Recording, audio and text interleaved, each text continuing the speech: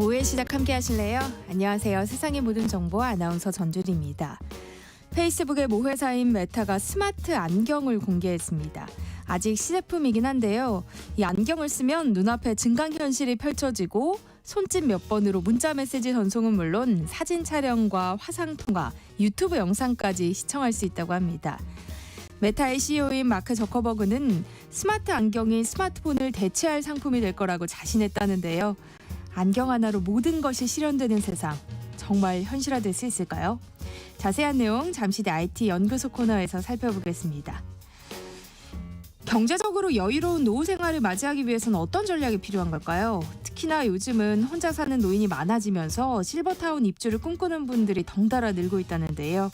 오늘 짠테크 SOS 돈 되는 라디오에서 답을 알려드릴 예정이니까요. 궁금한 분들 계속해서 함께해 주세요. 저희 방송은 KBS 1라디오 유튜브 채널을 통해서도 실시간으로 시청 참여하실 수 있습니다. 많은 관심 부탁드리면서 KBS 세상의 모든 정보 지금 시작합니다.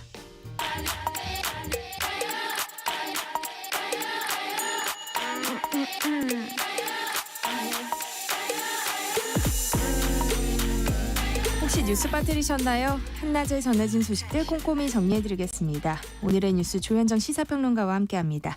안녕하세요. 네, 안녕하세요. 네, 국군의 날인 오늘 서울 도심에서 시가 행진이 펼쳐질 예정이에요. 네, 일단 오늘 오전 10시에는 성남 서울공항에서 기념식이 있었습니다. 올해 주제는 강한 국군, 국민과 함께였고요. 이번 국군의 날 행사에 대해서 국방부는 국내외 안보 상황 고려해서 강한 국군으로서 우리 국방력을 대내외에 과시할 수 있도록 기획했다, 이렇게 설명을 했습니다. 이따 오후 4시부터는 서울 숭례문에서 광화문 사이 세종대로에서 시가 행진 진행하는데요. 주요 무기 체계를 선보이면서 6.25 전쟁 참전 용사 등 호국 영웅 카퍼레이드도 이번 시가 행진에서 처음으로 실시가 됩니다. 이 밖에 유엔 의장대, 미 8군 등을 포함한 도보 부대가 행진을 할 예정이고요. 또 학생들과 참관 시민 등이 참여하는 국민과 함께 행진도 계획돼 있습니다. 더불어서 6.25 전쟁 서울 수복대 태극기를 꽂았던 장소인 경복궁 앞 월대에서 태극기를 개양하는 퍼포먼스도 펼쳐집니다. 오늘 시가행진에서는 이른바 괴물 미사일이라고 불리는 현무5가 동원될 예정이에요. 네, 그동안 이 현무5는 시험 발사 영상만 공개된 적이 있고요. 지난해 국군의 날 때는 현무4로 추정되는 고위력 현무가 등장을 했는데 올해는 이것보다 더 강한 미사일을 국민에게 공개를 하는 겁니다. 그 현무4가 탄두 중량 2톤이에요. 그런데 이번에 현무5가 탄두 중량만 8톤에 달하거든요. 그래서 파괴력이 전술 핵에 버금간다는 추정이 나오고 있고, 우리 군은 북한이 남침할 경우에 이 현무5 20발, 30발가량으로 북한 지휘부가 숨어있는 벙커 등 평양을 초토화한다는 계획을 세워둔 것으로 알려져 있습니다. 이번 기념식에는 미군의 주요 장비도 동원이 되는데요. 특히 국군의 날에 이 공식 출범하는 전략사령부 창설을 축하하는 의미로 B-1B가 성남공항 상공을 비행하는 일정도 또 계획하고 있었고요. 태평양 미국령 괌 기지 이륙 후 2시간 남짓이면 평양 상공에 도달할 수 있는 비행기로 알려져 있고요. 지금 미군이 현재 운용 중인 이 B-1B 같은 경우에 핵폭탄 탑재 기능은 제거가 돼 있는데 60톤 상당의 폭탄을 실을 수 있는 것으로 알려져 있습니다. 네, 북한은 국군의 날 행사에 각종 전략 자산이 등장하는 것과 관련해서 상응하는 행동을 취하겠다, 이런 입장을 밝혔어요. 네, 북한은 미국의 허세성 무력 시위 노름이다 비난하면서 철저히 상응한 행동을 취할 것이라고 위협했습니다. 김강일 북한 국방성 부상은 조선중앙통신에서 폭력과 강권에 대한 맹신으로 들떠있는 미국에 대해서는 철저히 힘의 입장에서 다스려야 한다는 게 우리 군대의 불변한 입장이다, 이렇게 주장을 했고요. 이어서 미국 본토 안전에 중대한 우려감을 더해주는 새로운 방식들이 응당 출현돼야 될 것이다, 이런 표현도 썼습니다. 그러면서 또 미국의 무책임한 행위들로 초래되는 불안정 형세에도 주동적으로 대처할 수 있는 강력한 전쟁 억제력을 끊임없이 향상시켜 나갈 것이다, 이렇게 밝혔습니다.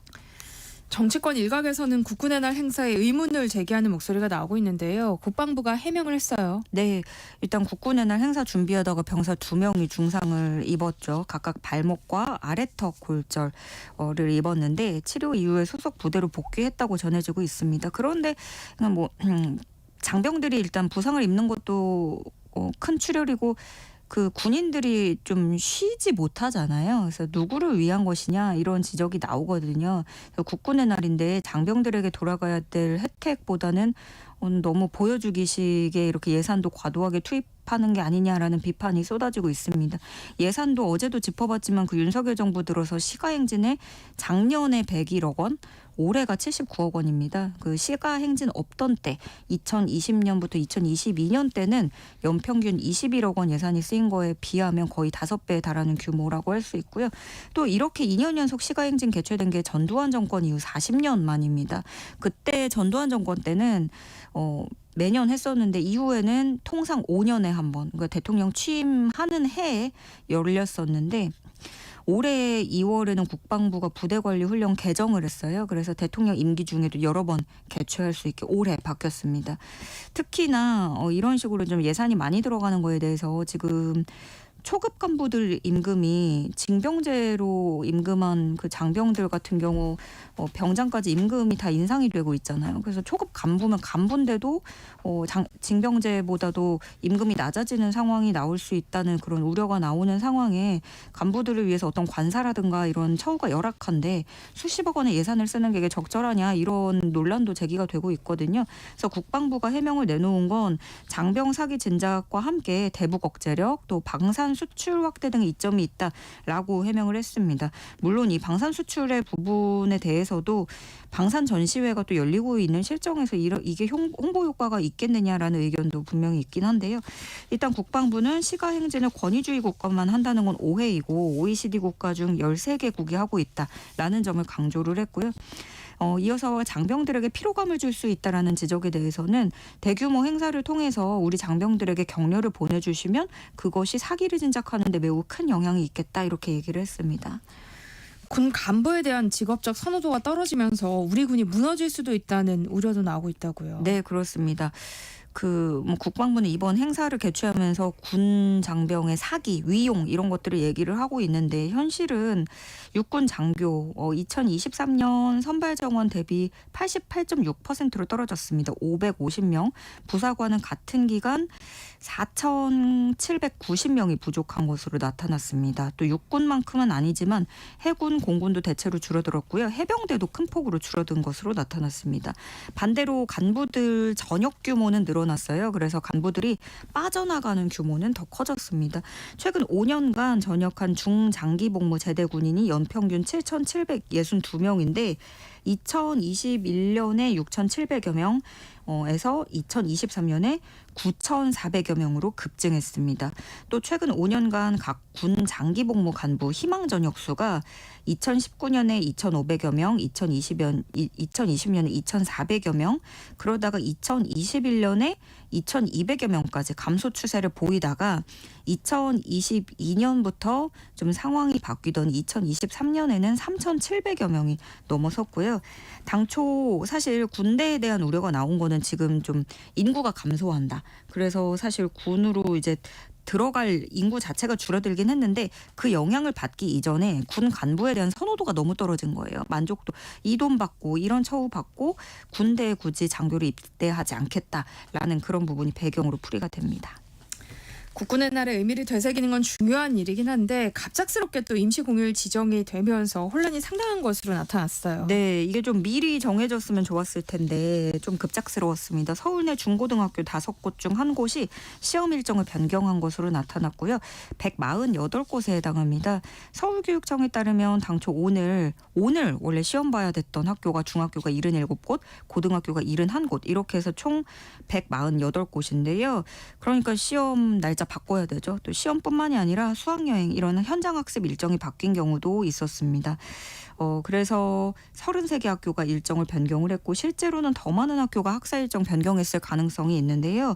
기본적으로 학교들은 법령으로 수업 일수가 정해져 있잖아요. 그래서 이걸 꼭 채워야 되는데 예기치 못한 임시공휴일이 와버리니까 법정 수업 일수를 채우지 못한 학교들이 생겨난 겁니다. 그래서 이런 학교들은 아마도 이제 방학이나 학년 마치는 종업식 이것들을 하루씩 늦춰야 되고 또 기존에 예고했던 재량 휴업일은 하루 취 취소되고 다시 학교로 나가는 그렇게 좀 변경이 있을 것 같고요.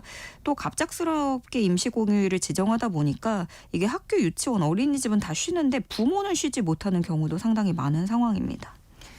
조규용 보건복지부 장관이 의정 갈등 사태 이후 처음으로 전공의들에게 사과의 뜻을 밝혔어요. 네, 어제 의료개혁 추진 상황 브리핑이 있었는데요. 이 자리에서 조규용 복지부 장관이 브리핑 첫 마디에 국민 환자에게 송구하다라는 말과 함께 이번에는 전공의들에게도 사과를 표했습니다. 의료개혁 추진 과정에서 필수 의료에 헌신하기로 한 꿈을 잠시 접고 미래의 진로를 고민하고 있을 전공의 여러분을 생각하면 매우 안타깝고 미안한 마음이다. 이런 표현이 들어갔는데요. 미안이라는 그런 단어를 공식적인 자리에서 사용한 건 의정 갈등 사태 이후에 이번이 처음인 겁니다. 그래서 좀 이를 계기로 이걸 시작으로 정부의 행보에도 변화가 있을지 주목이 되는데요. 대한의사협회 정부 브리핑 직후에 즉각적으로 현안 브리핑을 내고 충분한 사과는 아니라고 생각한다 라고 얘기를 하면서도 정부가 전공의에게 미안한 마음을 처음 표현한 것은 긍정적인 변화다. 이렇게 입장을 밝혔습니다. 그러니까 복지부 장관, 차관들이 얼마 전까지만 해도 언성 높이면서 모든 책임은 1차적으로 전공의들에게 있다라고 주장했다. 이런 부분을 빼놓지 않고 지적을 했고요. 여당인 국민의힘은 이번 이 복지부 장관 발언을 보고 정부가 의료계에 손을 내민 것이다. 화답한 것이다. 이렇게 평가했습니다. 의료계 분위기는 어떤가요? 대통령실이 의료 인력 수급 추계 기구를 신설하겠다고 제안한 것에 대해서 긍정적인 반응을 보이고 있다는 얘기도 들리던데요. 네, 그렇습니다. 그러면서도 의협은 이게 2026년에 동결이 아니라 감원을 보장하자.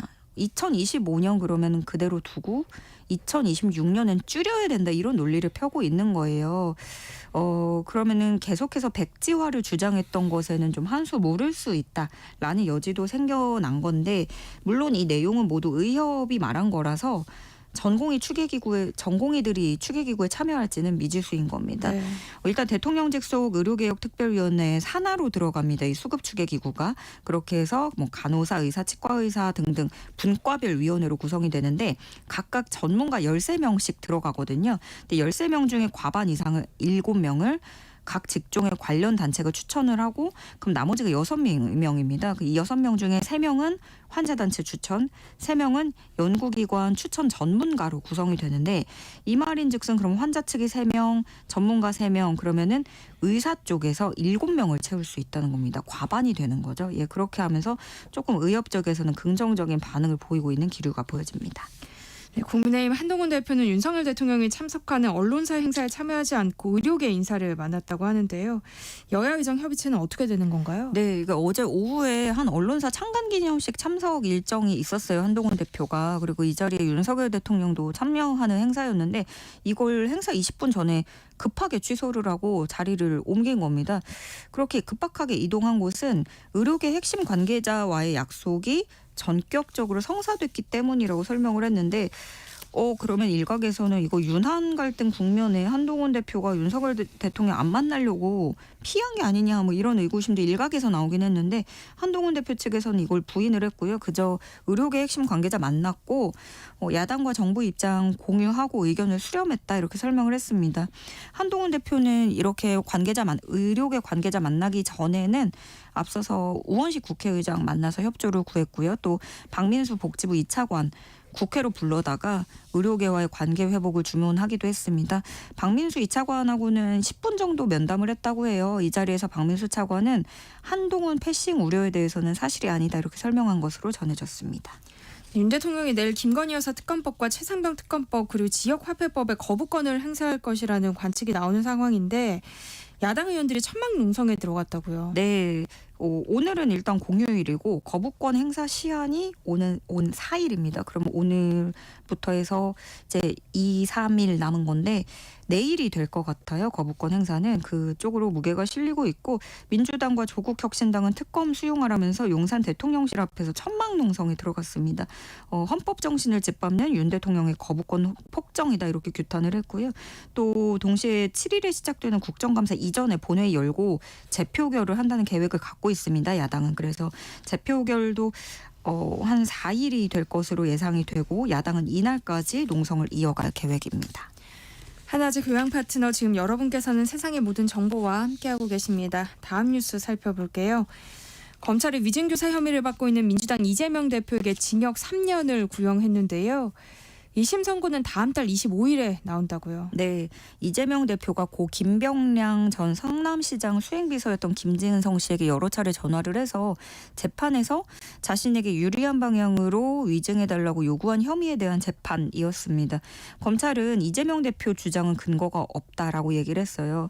핵심 사항에 대해서 거짓말을 반복하고 이걸 다시 은폐하기 위해서 위증을 교사했고 민주주의의 근간이 본질적으로 침해됐다 이렇게 검찰은 주장을 폈고요. 그러면서 텔레그램을 통해 주도 면밀하게 접근을 했고 증인신문 전날 변호인 통해서 위증 내용을 숙지하게 했다. 굉장히 찾아보기 힘든 수법이다. 범행 정황이 대단히 불량하다. 이렇게 검찰은 주장을 했습니다. 검찰은 징역 3년을 구형을 했는데 이 위증 범죄에 대한 양형 기준으로 봤을 때 최고 형량이라고 할 수 있고요. 선고일은 오는 11월 25일로 결정이 됐습니다. 그러면 이에 따라서 이재명 대표가 받는 재판이 4개 있는데 그중에 2개 재판 1심 선고가 11월에 나오게 됩니다. 정치권 반응도 살펴볼까요? 예, 이재명 대표는 검찰을 향해서 친위 쿠데타, 검사 독재 국가다 이렇게 날을 세웠습니다. 특히 김진성 씨와 자신의 통화 녹취록을 검찰이 입맛대로 맞게 좀 검찰 유리한 부분만 짜깁기 했다. 그렇게 해서 증거를 제출했다 이런 주장을 펼쳤는데요. 자신은 그저 전화를 해서 기억을 되살려 있는 대로 이야기해달라. 그러니까 없는 사실 얘기할 필요는 없다라는 취지로 했다는 거예요. 그래서 있는 그대로 말해달라고 했을 뿐이다. 이것이 죄가 되느냐라는 거고요. 민주당도 위증하지 말아달라는 말까지도 위증교사로 몰아갈 속셈이냐. 검찰은 편집을 거친 녹취록으로 발췌를 해서 위증교사를 주장을 하지만 전체 녹취록 공개로 검찰의 주장에는 아무 근거도 없음이 드러났다 이렇게 주장을 했고요. 반대로 국민의힘은 거짓의 사실을 끊어내기 위한 지극히 타당한 구형이다라고 평가를 했습니다. 그러면서 오랜 세월 거짓말 돌려막기에 종지부를 찍는 법원의 현명한 판단을 기대한다고 밝혔습니다. 상황이 이렇다 보니까 다음 주로 예정된 국정감사에서도 여야 대치는 격화될 것으로 보여요. 네. 곧바로 이제 국정감사 시작하니까 사실 국회는 밤늦게까지도 이 국감준비로 불이 꺼지지 않고 있거든요. 각 상임위 중에서 늘 제일 주목받는 게 법제사법위원회이기도 하지만 이번에는 특히나 각종 특검법이 걸려 있습니다. 김건희 특검법을 준비하는 야당은 이번 국감에도 마찬가지입니다. 법사위에서 김건희 여사, 윤 대통령 장모인 최은순 씨도 증인으로 채택을 했고요. 또 이원석 전 검찰총장이 증인 명단에 오르기도 했습니다. 공천 개입 의혹과 관련해서는 김영선 전 국민의힘 의원, 명태균 씨 등이 증인으로 채택이 됐고요.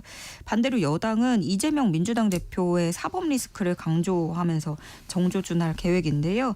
행정안전위원회에서는 이재명 대표 법인카드 사적 유용 의혹과 관련해서 노규호 전 경기 남부경찰청 수사부장이 증인으로 채택이 됐습니다. 그리고 또 법사위에서는 아직까지 채택되진 않았는데 그 대장동 개발 의혹하고 관련해서 유동규 전 성남도시개발공사 기획본부장 등에 대한 추가 증인 채택을 추진한다는 방침이고 동시에 좀 전방위적으로 문재인 전 대통령 향한 검찰 수사 부분도 부각을 할 예정인데 여당은 그 문재인 전 대통령 딸 다혜 씨가 법사위 국감에 나와야 된다면서 증인 채택 추진이 필요하다는 입장을 펴고 있습니다.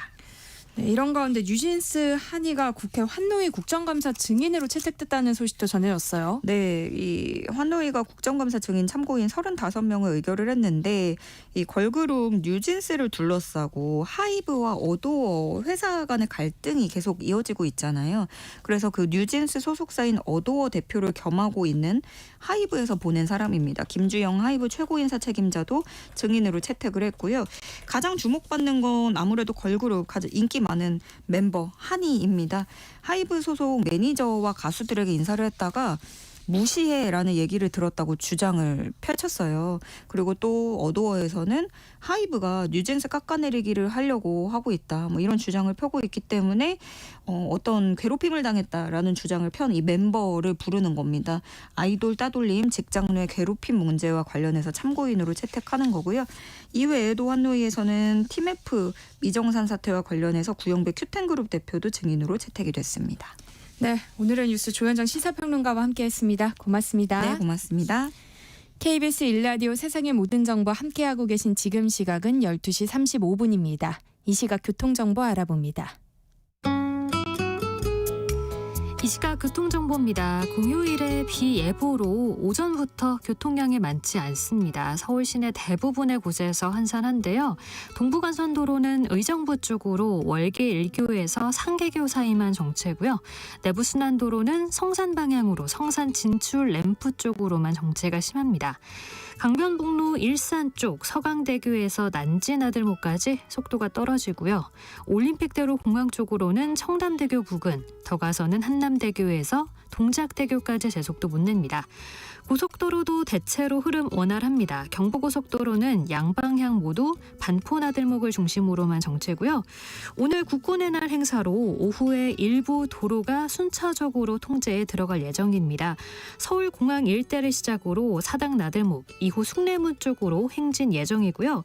세종대로 일대에서 행사가 진행되므로 통제가 들어갈 예정입니다. 도로 이용에 참고하시기 바랍니다. KBS 교통정보센터에서 임초희였습니다.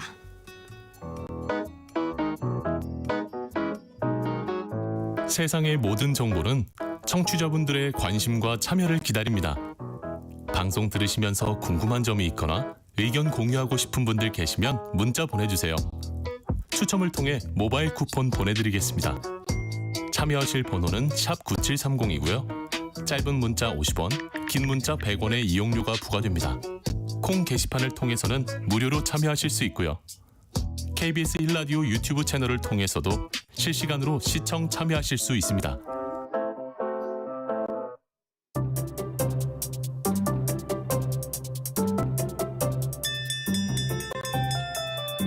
그 시절 12시 점심시간 종이 울리면 과연 오늘의 급식은 뭘까 궁금해하며 달려나갔습니다. 직장인이 된 지금 시계가 정오를 향해 달리면 오늘은 또 뭘 먹을까 작지만 행복한 고민을 합니다. 가장 허기질 시간 낮 12시 20분. 오늘의 뉴스가 궁금하신가요? 다양한 영양소를 골고루 담은 맛있는 뉴스 한 상 차려드리겠습니다. 오늘은 뭐 들을까 고민하지 마세요. 월요일부터 금요일 낮 12시 20분 언제나 이곳에서 당신을 기다리고 있는 세상의 모든 정보 아나운서 전주리입니다. 꼭 알아야 할 정보를 알기 쉽게 전달해드리는 시간입니다. 세상의 모든 지식. 화요일은 IT 이슈 살펴볼 텐데요. IT연구소 김덕진 IT 커뮤니케이션 연구소 소장과 함께합니다. 어서 오세요. 네, 안녕하세요. 반갑습니다. 김덕진입니다. 네, 페이스북의 모회사인 메타 플랫폼에서 새로운 개념의 이 제품과 서비스를 선보였다고요. 네, 우리가 AR 글래스 뭐 이런 거 많이 들어보셨죠? 그래서 뭐 VR, AR 이래가지고 뭐 우리가 안경을 이제 딱 얼굴에 찼을 때 그때 뭔가 우리가 보는 현실이 아닌 다른 것들이 나오는 뭐 이런 것들 많이 이야기 됐었잖아요. 네. 근데 그런 것들이 실제로 우리 삶에 쓸 만큼 정말로 잘 돼 있을까에 대해서는 여전히 이제 의문이 있었어요. 근데 이런 부분에 있어서 이번에 좀 새로운 제품이 좀 나왔다고 보시면 될 것 같습니다. 창립 20주년을 맞이한 메타에서 혼합현실과 AI 기술로 미래 시장에서 굳건히 또 다른 20년 이어가겠다는 의지를 보인 건데요. 이 메타커넥트라는 개발자 행사가 있거든요. 거기에서 이제 여러 가지 혁신적인 제품이나 서비스를 냈었는데 그 중에서도 이제 말씀드렸던 새로운 혼합현실 기계랑 또 이제 인공지능 서비스 또 메타 글라스, 증강현실 글라스인 오리온 같은 것들이 이번에 이제 서비스가 공개가 됐습니다. 다양한 기술이 소개됐는데요. 그 중에서도 특히 눈을 끄는 기술이 있었다면서요. 네, 그러니까는 이제 아까 방금도 말씀드렸지만 이제 AR 증강현실에서 안경처럼 돼 있는 게 있는데 이게 대부분 두세 가지 정도의 한계가 있어요. 가볍고 얇으면 좀 성능이 떨어진다. 아니면은 여러 가지 성능이 되면은 무겁다라는 건데요. 이번에 100g이 안 되는 안경을 통해서 이른바 홀로그램 영상도 띄우고 또 시야 각도도 70도 이상. 그러니까 지금 나온 제품 중에 가장 넓은 최첨단 증강현실 안경이라고 할 수 있는 이게 이제 영어로 오리온인데 이걸 뭐 우리나라에서 오라이언이라고 부르기도 하더라고요. 어쨌든 뭐 오라이언이라고 이제 얘기를 하면 그것이 이제 공개가 됐습니다. 그래서 지금까지 중에서 가장 AR 중에 진보된 제품이라고 볼 수 있을 것 같고요. 이따가도 좀 설명드리겠지만 단순히 그냥 AR 기기만으로 놀라움이 아니라 우리가 이것을 사용할 때 예를 들면 뇌에서 어떤 생각을 하거나 움직임을 하기만 해도 이런 것들을 이제 인지해서 이 AR 기기가 알아서 뭔가를 해주는 뭐 이런 기능들까지 나오다 보니까 아무래도 이제 좀 사람들의 몰입형에 대한 감정을 줄 수 있게 좀 더 좋은 컨셉으로 나왔다 이렇게 말씀드릴 수 있을 것 같습니다. 그럼 실제로 어떤 것까지 가능한 거예요? 그러니까 지금 말씀드렸던 오라이언이라는 게요. 아직은 시제품이긴 한데요. 정확하게 어떻게 생겼냐면 안경이 있고요. 안경이 좀 두꺼운 뿔테처럼 생겼어요. 네. 그리고 거기랑 손목에 차는 밴드가 있습니다. 그리고 이제 그 안에서 일종의 이제 그 컴퓨터 무선 컴퓨터인데 우리가 손으로 짚는 약간의 일종의 조이스틱 비슷하게 생겼어요. 근데 그게 이제 조이스틱처럼 생겼지만 정확하게 말하면 이게 무선 컴퓨터의 역할을 하는 거예요. 그러니까 안경을 쓰고 손목에 뭔가의 이제 손목 밴드인데 이게 이제 그 어떤 골전도 이제 근전도 측정 기술이 있는 이 센서가 들어있는 게 있고요. 그 다음에 이제 제가 말씀드렸던 이러한 그 이제 머신 이제 버튼 같은 이런 것이 있는데 이걸 이제 주머니에 넣고 쓰는 거로 보시면 될 것 같아요.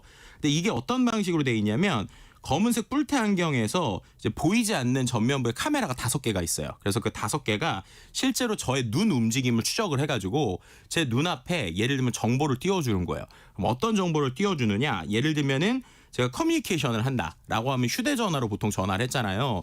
근데 전화를 그냥 저희가 일상으로 걷고 가다가 전화가 오면 영화에서처럼 전화 왔습니다 하면서 화면에 아바타가 뜨는 거예요. 네. 그럼 그 상태에서 여보세요 하면은 이제 아바타가 나오고 눈이 보이는데 이걸 화상으로 하잖아요. 그러면 이제 제가 눈을 이렇게 움직이면 실제로 거기에 맞춰서 화면이 계속 움직이는 이런 형태라고 보시면 될 것 같고요. 그 외에 뭐 커뮤니케이션이나 엔터테인먼트나 일상생활을 하게 되는데 영화나 정보 그리고 뭐 예를 들면 우리가 요리할 때 실제로 이제 화면에 정보를 보여주는 이런 것들이 나오게 되는데요. 기존에도 우리가 이런 컨셉들은 많이 들어봤을 거예요. 그래서 뭐 예를 들면 우리가 생활을 할 때 뭐 정보도 보여주고 요리도 하고 근데 이제 가장 이번에 차이 중에 하나는 이 근전도 손목 밴드라는 게 있어요. 그게 정확하게 말하면은 전기 신호를 측정하는 밴드인데 이 밴드가 약간의 손가락의 움직임이나 신경 시그널을 딱 포착을 해가지고 그걸 기반으로 안경을 조정하는 거예요. 그러니까 거의 어떤 느낌에 가까운 거냐면 제가 뇌에서 어떤 생각을 한 거를 바로 이 기계로 뭔가 명령을 보낸다라는 거랑 비슷하다고 보시면 돼요. 그러니까 제가 예를 들면 어떤 행동을 해야지라고 이제 보통 사람이 생각을 하면 사람의 몸이 조금씩 움직이거나 근육이 좀 움직이잖아요. 그 미세함을 이제 인지를 해가지고 그 안에서 제가 메뉴를 누르는 이런 형태로 보시면 돼요. 그러니까 지금 스마트폰을 우리가 보통 버튼으로 누르잖아요. 네. 근데 이걸 이제 음성으로 하는 것들이 요즘 많이 나왔잖아요. 근데 음성을 뛰어넘어서 예를 들면은 제가 안경을 끼고 뭔가 앱이 나오고 있는데 앱을 눈으로 움직여가지고 뭐 메뉴를 선택을 한 다음에 버튼을 누른다라고 할 때 굳이 제가 뭐 힘을 주지 않아도 약간의 손목을 참고해서 약간 눌러야지는 아니시 약간의 근육의 움직임 그런 것만 해도 얘가 이제 인지를 할 수 있는 수준이 된다는 거예요. 근데 듣다 보면 네. 좀 무섭기도 한데 네. 이게 실제로 출시가 된다면 네. 정말 많은 변화가 일어날 것 같아요. 그렇죠. 왜냐하면 음성과 손가락에 이어서 이른바 생각으로 단말기를 조절한다라는 네. 거고요. 이렇게 되면 이제 뭐가 좋은 거냐면 정말로 스마트폰을 대체할 수 있겠구나라는 생각이 드는 거예요. 왜냐하면 지금 같은 경우에는 어쨌든 여러 가지 AR 기기가 있더라도 그 기기 자체가 실제 완전히 내 앞에 내 손에 있는 스마트폰을 대체하기에는 여러 가지 어려움이 있고 또 이게 대부분 스마트폰과 연결돼 있는 상태지 이 기계 자체가 단독으로 움직이진 않거든요. 네. 그리고 이 기계 자체가 움직이는 게 지금 마이크로소프트 몇 개에서 나오긴 했는데 너무 무거워요. 그래서 이걸 오래 찰 수가 없는데 이번에 나온 시제품 같은 경우는 약간 두꺼운 뿔테 안경 정도 있잖아요. 그 정도의 느낌이라고 보시면 돼요. 거기다가 이제 손목에다가 아까 말한 밴드 하나 차고 그리고 이제 있는 무선 컴퓨터 같은 건 주머니에 넣거나 가방에 넣으면 되기 때문에 그렇게 활용을 하게 되면 이제 메타에서 이제 생각하는 건 진짜로 이제 다음 컴퓨팅 그러니까는 우리가 말하는 스마트폰 다음에 컴퓨터처럼 모든 걸 계산하면서 움직일 수 있는 게 진짜로 이제 웨어러블로 오는 거다라고 얘기를 하고 있고요. 안타까운 건 아직까지 구체적인 출시 시기나 가격 정보가 밝혀지진 않았어요. 그랬는데 이거를 이제 일반적으로 그 기술에 능통한 사람들 테스트를 계속하고 있거든요. 그래서 이번에 이 메타에서 했던 행사에 또 영상이지만 엔비디아의 젠슨 황 CEO가 나왔어요. 그래서 이 젠슨 황 CEO가 이걸 직접 써본 거예요. 그리고 나서 이거 정말 놀라운 경험이다. 그래서 이거에 대한 기대감을 이제 밝혔거든요. 그러니까 아무래도 지금 이 행사가 끝나고 나서도 일반인들에겐 공개되고 있지 않지만 미국의 전문 미디어들에겐 이게 지금 공개가 되고 있거든요. 근데 상당히 체험기들이 상당히 괜찮아요. 그래서 실제로 이제 메타가 이런 AR 기기를 한 5년 동안 계속적으로 꾸준히 만들어 온 결과가 이번에 시제품으로 나온 거라서 이제 많은 사람들이 진짜로 이번엔 바뀔까라는 좀 기대감을 예전과 다르게 이제 가지고 있는 상황이다 이렇게 말씀드릴 수 있을 것 같습니다. 근데 메타가 유독 증강현실 AR 기기 쪽을 좀 꾸준히 밀고 있는 것 같아요. 그 이유가 뭘까요? 일단 저희가 메타 하지만 솔직히 페이스북이 더 익숙하신 분들이 많잖아요. 근데 메타라는 이름을 바꾼 가장 큰 이유가 결국 이제 메타버스라고 하는 우리가 한동안 코로나 때 이제 얘기했었던 가상 공간에서 뭔가를 하는 이런 것들을 하겠다라는 강력한 의지가 이제 들어가 있는 거예요. 그래서 이제 그 전에는 대부분 뭐 아바타라든지 이러한 그 3D 가상에 있는 캐릭터들이 나오는 쪽을 좀 많이 좋아했는데 최근에는 이제 현실에서의 최근에 이제 추가적인 정보를 주는 이런 것들이 막 증강 현실이라고 하죠. 우리가 쉽게 말하면은 요즘에는 이제 우리가 자동차에 보면 HUD라고 그래서 뭔가 이렇게 왼쪽으로 꺾고 오른쪽으로 꺾고 유리창에 나오잖아요. 그런 것들도 쉽게 말하면 증강 현실에 가까운 건데 왜 이런 걸 메타가 하느냐라고 할 때 중요한 포인트가 한 두세 개 정도 있습니다. 네. 첫 번째는 일단은 이 메타가 가지고 있는 SNS 서비스와의 연동성을 생각해 보면 돼요. 그러니까 인스타그램이나 페이스북 그리고 왓츠앱이라는 메신저들이 있는데요. 그 안에서 하는 게 대부분 커뮤니케이션이잖아요. 네. 그럼 이제 사람들 간의 대화를 주고받고 여러 가지 경험을 늘릴 때 기존에 있는 스마트폰이 아닌 다른 경험을 줘야지 이 회사도 이제 클 수가 있는 거예요. 그리고 거기서 가장 큰 포인트는 지금은 만약에 이 페이스북이나 메타가 뭔가를 해서 그 안에서 광고를 하거나 돈을 벌면 너무나 잘 아시겠지만 애플이나 구글한테 30%씩 수수료를 줘야 되죠. 그런데 지금 이거 같은 경우는 자기네들이 별도의 기기를 만드는 거잖아요. 그럼 그 기기가 탑재되어 있는 SNS 서비스는 정확하게 말하면 애플하고 구글하고 상관이 없는 거예요. 네. 그러니까 자기네들이 100% 자기네 서비스인 거죠. 그러니까 자기네 서비스에서 자기네들이 운용을 할 수 있는 이른바 자기들이 플랫폼이 될 수 있다. 그래서 자기들이 애플이나 구글의 위치가 될 수 있다라는 점이 중요하고요. 이게 또 뭐랑 연결되냐면 페이스북, 인스타그램의 핵심 비즈니스 모델인 광고랑 연결이 돼요. 왜냐하면 지금 우리가 페이스북 쓸 때 돈 안 내잖아요. 그럼 그들이 돈 어디서 버느냐? 광고주들한테 돈을 버는데 네. 실은 애플과 구글이 요즘에 정책을 바꿨어요. 어떤 식으로 바꿨냐면 예전에는 혹시 그런 거 들어보셨어요? 우리가 잠깐 의심되는 상황이었지만 그걸 공식적으로 얘기하지 않았지만 페이스북이나 이런 것들이 혹시 내 음성 듣고 있는 거 아니야? 이런 생각 해보신 적 있으시죠? 네. 왜냐면 제가 분명히 뭔가 스마트폰에서 얘기를 했는데 그 얘기한 내용이 어떻게 알고 막 그죠? 뭐 페이스북이나 광고에 SNS는 광고에 뜨고 네. 그래서 그런 의심들이 있었는데 뭐 정식적으로 밝히지 않지만 저희가 합리적인 의심을 할 수 있어요. 근데 그런 문제가 계속 떠서인지 애플도 그렇고 구글도 그렇고 지금 광고 정책을 바꿨거든요. 그래서 애플은 이거에 대해서 데이터를 인지할 수 있지만 애플이 아닌 다른 회사들은 그거에 대한 정보를 잘 안 주는 쪽으로 바뀌어요.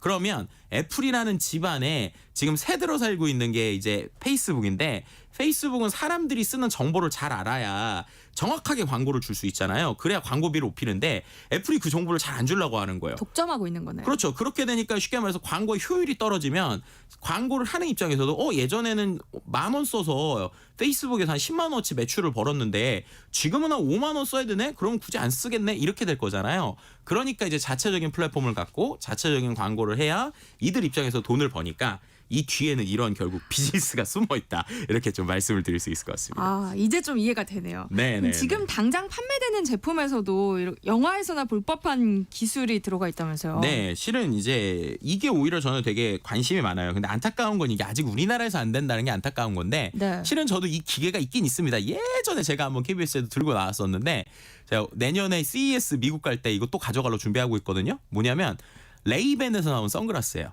그러니까 일반적인 우리가 알고 있는 선글라스인데요. 네. 선글라스에 이 메타랑 레이벤이 같이 해서 실제 이 안에 스마트 기능이 들어있는 거예요. 선글라스에. 그럼 지금 이제 뭐가 다르냐? 지금 아까 말씀드렸던 이 메타에서 준비한 AR 선글라스는 이 유리 있잖아요. 유리 자체에서도 화면이 나오는 건데 그거는 그런 건 아니고 일반 선글라스 옆에 여기 카메라가 하나 달려 있고요. 여기에 헤드폰 이제 골전도 이어폰이라고 그래서 귀에 안 껴도 소리 나는 거 있잖아요. 네. 이 두 개가 있어요. 그럼 그걸로 지금도 뭐 할 수 있냐면 헤이 메타 이렇게 부른 다음에 저 앞에 있는 거 뭐야? 그럼 그거에 대해서 해석을 해주거나 설명을 해줘요. 예를 들면 여기 또 카메라가 있으니까 헤이 메타 뭐 테이크 픽처 이렇게 하면 요 앞에 있는 게 그냥 바로 사진 찍히거든요. 네. 근데 그렇게 해도 이게 중요한 게 일반 선글라스 무게랑 거의 비슷해요. 그러니까 이렇게 만든 건데 이번에 요게 뭐가 탑재가 됐냐면 실시간 번역 기능이 탑재가 됐어요. 근데 어떻게 되는 거냐면 영어랑 스페인어, 이탈리아어, 프랑스어가 번역이 됩니다. 그럼 제가 미국 사람이다. 라고 하면은 제가 현장에서 이 사람이 이탈리아어로 얘기를 하잖아요. 그럼 이 AR 글래스가 이탈리아어로 얘기하는 걸 제 스피커로 영어로 번역을 해주는 거예요. 너무 좋겠죠. 네. 저 여행 갈 때 빌려주세요. 그러니까요. 그러니까 이런 게 되는 거니까 결국엔 이거야말로 정말 우리 생활에서 좋은 거고 그리고 카메라가 있다고 그랬잖아요. 네. 그럼 이게 뭐냐면 지금 카메라가 아까 말씀 여행을 가서 만약에 파리에 갔어요. 그러면 내 앞에 예를 들면 에펠탑이 있으면 얘한테 Hey Meta what's that 하면은 이게 뭔지를 설명을 해줘요. 그러니까 카메라가 찍히니까 네. 그 내용에 대해서 이거 뭐 에펠탑이고 어쩌고저쩌고 설명을 해주니까 어떻게 되겠어요? 이게 가이드가 되는 거죠. 그리고 심지어 이게 어떤 기능까지 생겼냐면 시각장애인들을 위한 Be My Eyes라는 앱이 있는데 이런 연동이 돼서 이 동영상에서 보이는 거를 음성으로 읽어주는 거예요. 그러면 실제로 여기에 있는 사람들이 이걸 보면서 저긴 뭐가 있습니다. 이렇게 하니까 이게 이른바 디지털 보청기 역할도 할 수 있는 거죠. 그래서 이런 식의 실제로 우리가 당장 쓸만한 혹은 예전에 뭐 007 영화에서 나올 법한 이런 것들이 나오다 보니까 실제 우리가 이런 것들을 가지고 더 AI랑 가까이 있는 삶을 살겠구나라는 걸 우리가 인지할 수 있는 것이죠. 저 궁금해서 그러는데 얼마 주고 사셨어요? 그렇게 안 비쌉니다. 그렇게 안 비싸요. 한 뭐 40만 원 전후였나 30-40만 원 전후였던 것 같은데 그렇게 비싸지 않게 그래서 이들이 이제 두 가지 트랙을 하는 거예요. 그러니까 아까처럼 완전히 최첨단 기술이 나온 거 몇백만 원짜리도 내고 그 앞에 몇십만 원짜리를 해서 실제로 우리가 효용성 있게 쓰는 네, 근데 나름 그때 한정판이어서 열심히 구했었습니다. 그렇군요. 구하기 네. 쉬웠던 건 아니었군요. 네, 근데 아마 이제는 좀 많이 나올 것 같아요. 네. 인스타그램과 페이스북 서비스에서도 우리가 기대할 만한 업그레이드가 있었다는데 어떤 거예요? 이것도 이제 아직은 우리나라에서 안 돼서 아쉬워요. 그런데 왜 안 되냐면 이게 이제 수많은 AI 데이터 서버를 써야 돼서 그러는데 크게 두 가지 기능이 있어요. 첫 번째는 SNS에 우리가 이미지 올리잖아요. 그 이미지 올릴 때 자동으로 옷을 바꿔주는 서비스가 이제 나옵니다. 어떤 개념인지 아시겠죠? 우리가 SNS에 제가 네. 셀카를 찍었어요. 그럼 셀카를 찍었을 때 보라색 예를 들면 원피스를 입고 있는데 네. 버튼 한 번만 누르면 보라색이 아니라 그걸 빨간색 원피스로 바꿔준다거나 아니면은 또 다른 뭐 셔츠로 바꿔준다거나 이런 게 이제 자연스럽게 들어가는 비싼 옷으로. 네, 그럴 수도 있죠. 아니면은 제가 뭐 모델 컷을 하나 찍은 다음에 모델 컷, 예를 들어 호텔에서 멋있는 사진을 찍었는데 네. 여러 컷으로 만들고 싶다. 그러면 그 호텔 컷에서 옷만 바꾸는 이런 것들이 이제 하나가 들어가고요. 네. 두 번째 이거 같은 경우가 진짜 이거는 진짜 게임 체인저가 될 수 있다라고 생각하는 건데 요즘에 숏폼 중에 릴스라고 해서 인스타그램에서 보는 짧은 영상 있잖아요. 네. 여기서 이제 자동으로 사람의 언어를 바꿔서 입까지 영상으로 맞춰주는 기능이 드디어 이번에 들어갑니다. 이게 무슨 말이냐? 제가 만약에 영어로 릴스를 찍는 사람이라고 생각을 해보세요. 뭐 예를 들면 저는 이제 IT 얘기하는 사람이니까 이게 우리나라 기능 나오면 저 이거 진짜 할 건데 제가 이제 짧은 뭐 30초짜리 오늘의 IT 상식 막 이런 걸 찍었다고 생각해 보세요. 영어로. 근데 그거를 바로 버튼 한번 누르면 스페인어로 바꿔주는 거예요. 스페인어로 말만 바꿔주는 게 아니라 입 모양도 바꿔줍니다. 입 모양도요. 네, 그러면 예를 들면 컨텐츠를 갖고 있는 사람이라고 치면 네. 이제 내가 하나의 컨텐츠를 찍으면 그게 이제 전 세계에 온 컨텐츠가 되는 거예요.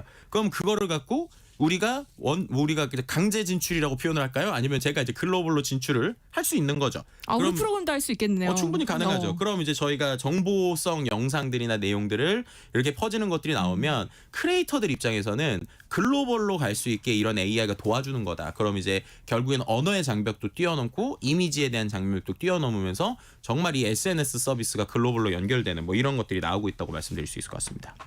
또 AI 챗봇에 유명인들의 목소리가 탑재된다고 하던데요. 이런 거는 계약을 맺고 사용을 해야 하는 거죠. 그러니까 이것도 이제 이번에 메타나 인스타그램에 가능한 건데요. 실은 챗GPT 초창기에 음성으로 대화하는 AI 챗봇이 나왔을 때 어떤 이슈가 있었냐면 그 목소리가 영화 허를 찍었던 그 허에서 스칼렛 요한슨이 그 목소리를 했잖아요. 그 목소리랑 비슷한 거예요. 그래가지고 스칼렛 요한슨이 이 프로그램 통해서 저희가 얘기를 했었는데 이거 오픈 AI가 나에게 허락받지 않고 쓴 거다. 이러다 네. 보니까 오픈 AI가 그 목소리를 없앴거든요.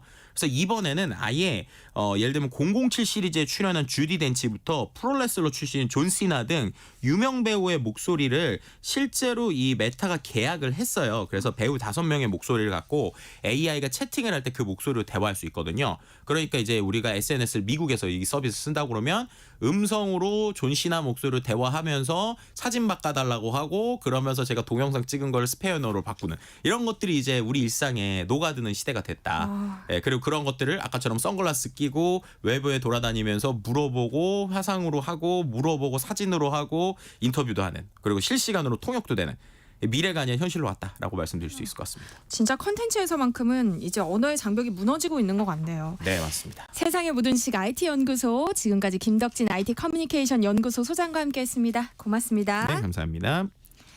KBS 세상의 모든 정보 1부 순서는 여기서 마무리하겠습니다. 그럼 전 잠시 후 2부에 다시 돌아올게요.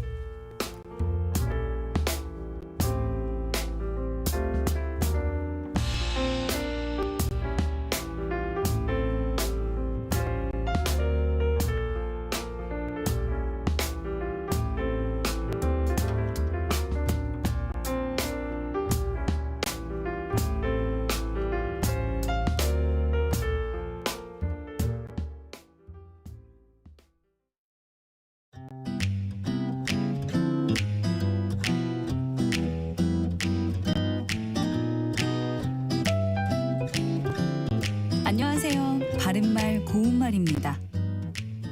한자어 가운데 초록빛 록자와 숲을 림자로 이루어진 농림이라는 표현이 있습니다. 한자 뜻 그대로 풀어보면 푸른 숲이라는 뜻인데 이 뜻으로 사용되면 농림 사이로 산새 소리가 들린다와 같이 말할 수 있습니다. 또 이 말과 비슷한 뜻을 가진 것으로 풀을 청자에 숲을 림자를 쓰는 청림도 있는데 이는 푸르게 무성한 숲을 뜻하지요. 그런데 농림을 농림호걸이라든지 농림호객과 같이 쓸 때는 의미가 달라져서 화적이나 도둑의 소굴을 이르는 말이 됩니다. 이 말은 중국 후한 말에 왕광과 왕봉 등의 망명자들이 농림산에서 굶주린 백성의 무리를 모아 반란을 일으킨 사건에서 유래한 겁니다. 이 이야기로도 알 수 있듯이 농림은 원래 산 이름이었는데 그곳에 왕광의 무리가 굶주린 백성들을 모아서 틀어박혀 도적이 되어 있었기 때문에 도적의 소굴을 농림이라고 부르게 된 것이죠. 그리고 당나라의 이섭이라는 사람이 쓴 시에서 도적들을 가리켜 농림의 호객이라고 불렀기 때문에 그 뒤로 농림호객이란 말은 불안당 또는 화적을 가리키는 말로 쓰이게 됐습니다. 지금까지 바른말 고운말 이윤정이었습니다.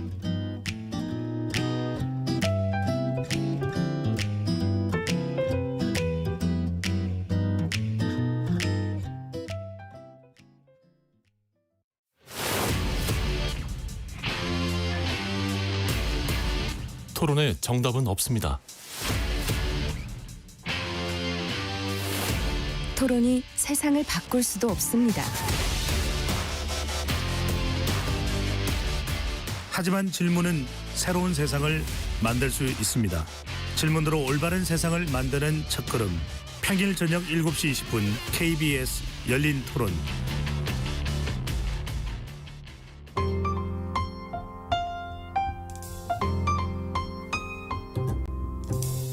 어떤 하루 보내고 계신가요? 눈코 뜰 새 없이 바쁘게 지나가는 한 주. 월요일부터 금요일, 매일 밤 10시부터 12시까지는 오롯이 당신만을 위한 시간입니다. 당신을 위한 지식 쉼터. 오늘 밤 일라디오.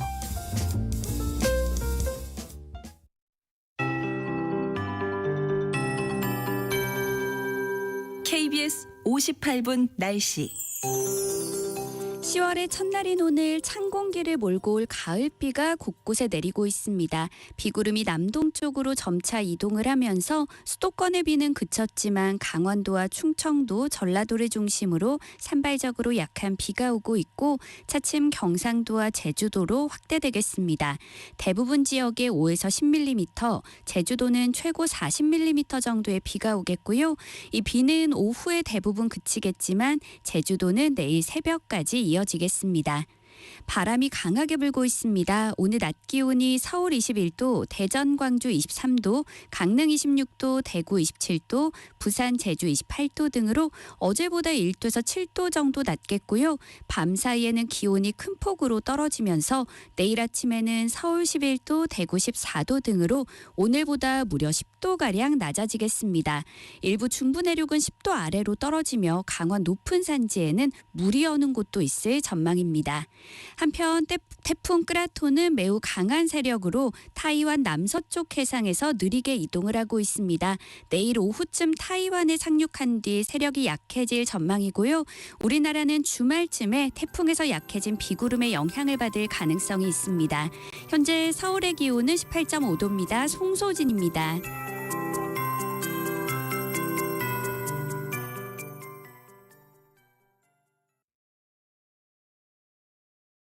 정성을 다하는 국민의 방송 KBS가 한시를 알려드립니다.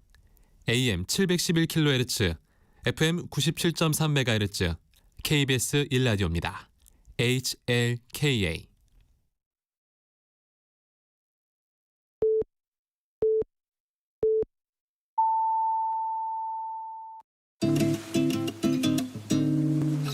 나른한 오후를 책임질 영양 만점 지식 비타민. 세상의 모든 정보.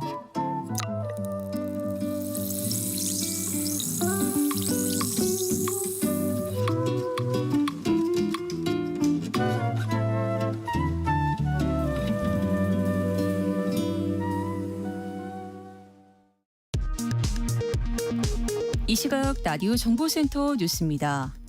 윤석열 대통령은 국군의 날 기념사를 통해 북한이 핵무기 사용을 기도한다면 그날이 바로 정권 종말의 날이 될 것이라고 경고했습니다. 국민의힘은 국방의 의무를 다하는 분들의 처우를 개선하고 우리가 할 수 있는 모든 예우를 다해야 한다고 밝혔습니다. 더불어민주당은 해병대원 특검법 수용과 친일 인사 임명 사죄가 군 통수권자의 임무라고 밝혔습니다. 실업자 5명 중 1명은 반년 이상 구직 활동 중인 것으로 나타나 장기 실업자가 25년 만에 최고 수준을 기록했습니다. 정부가 올해 3분기까지 한국은행에서 빌려 쓴 돈은 152조 6천억 원으로 역대 최대를 기록했습니다. 지금까지 라디오 정보센터 뉴스 정한나였습니다.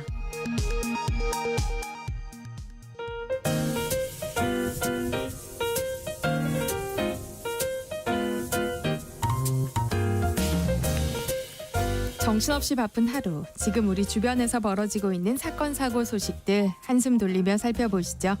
하프타임 뉴스 임선우 뉴스캐스터와 함께합니다. 안녕하세요. 안녕하세요. 날씨 소식부터 살펴볼까요? 오늘 비가 와서 그런지 기온이 뚝 떨어졌어요. 네, 언제 더웠냐는 듯이 날씨가 많이 쌀쌀해졌는데요. 비구름 뒤로 찬 공기가 밀려들면서 낮 기온은 어제보다 낮겠습니다. 특히 중부지방과 호남 중심으로 낮 기온이 5도에서 7도 안팎으로 크게 떨어지겠고요. 서울과 인천, 춘천 21도, 청주 22도, 대전은 23도에 오르는 데 그치겠습니다. 오늘은 전국 대부분 지역에 가을비도 내리고 있는데요.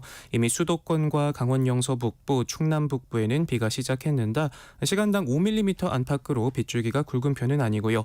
비구름이 확대하면서 오후에는 영남과 제주에도 비가 내리기 시작하겠습니다. 내리는 비의 양은 전국 대부분이 5에서 10mm 안팎 정도 되겠고요. 내일까지 비가 내리는 제주는 5에서 40mm의 비가 예상됩니다.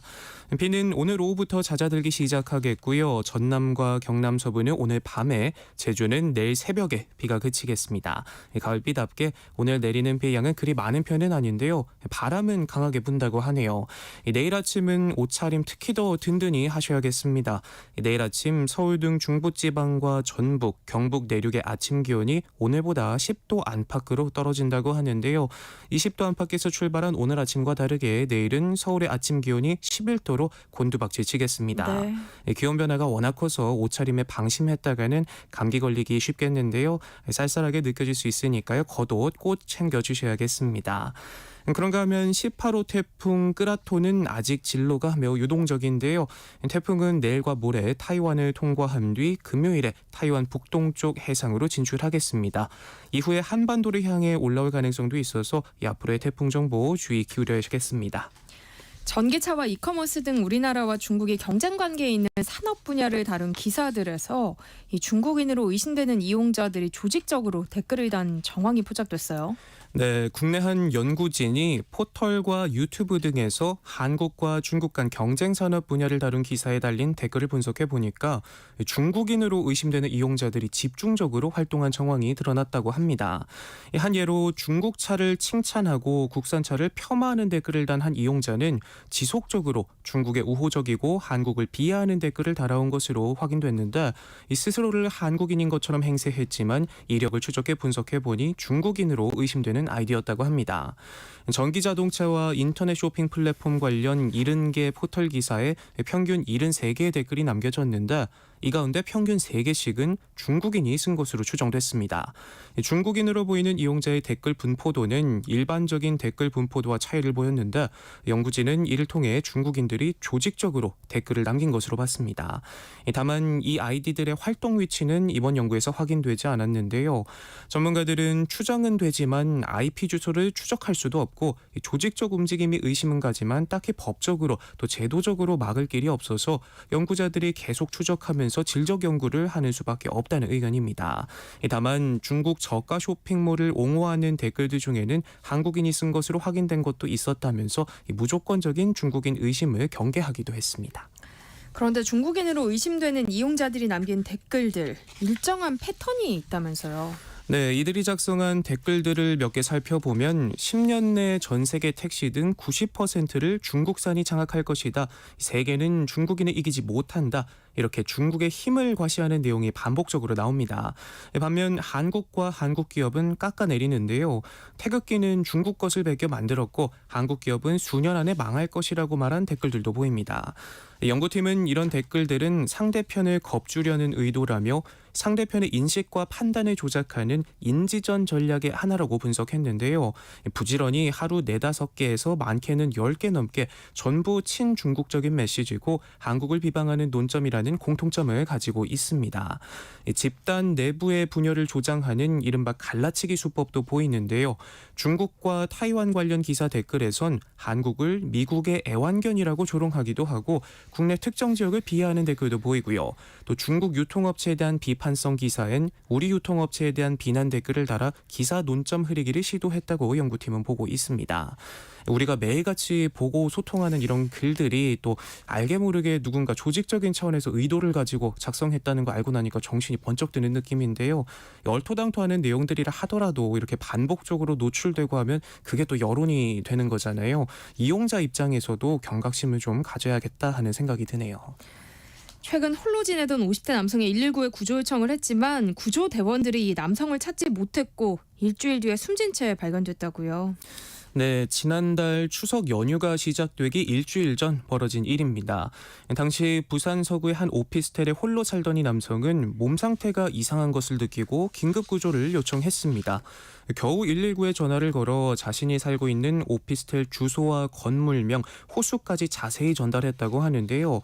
이후 119는 휴대전화 위치 추적을 한 뒤 신고자의 주소를 시스템에 입력하고 구급 출동 지령을 내렸다고 합니다. 그런데 구급대원들이 출동한 현장 어디에서도 이 남성을 발견할 수 없었고 결국 그대로 돌아갔는데 구조 요청을 했던 남성은 일주일 뒤인 추석 연휴 첫날 집에서 숨진 채 발견됐다고 합니다. 알고 보니 부산 소방본부가 신고자 위치를 찾기 위해서 카카오 지도를 연동해서 쓰고 있는데 신고자가 말한 건물의 위치를 지도가 전혀 엉뚱한 곳으로 안내를 한 건데요.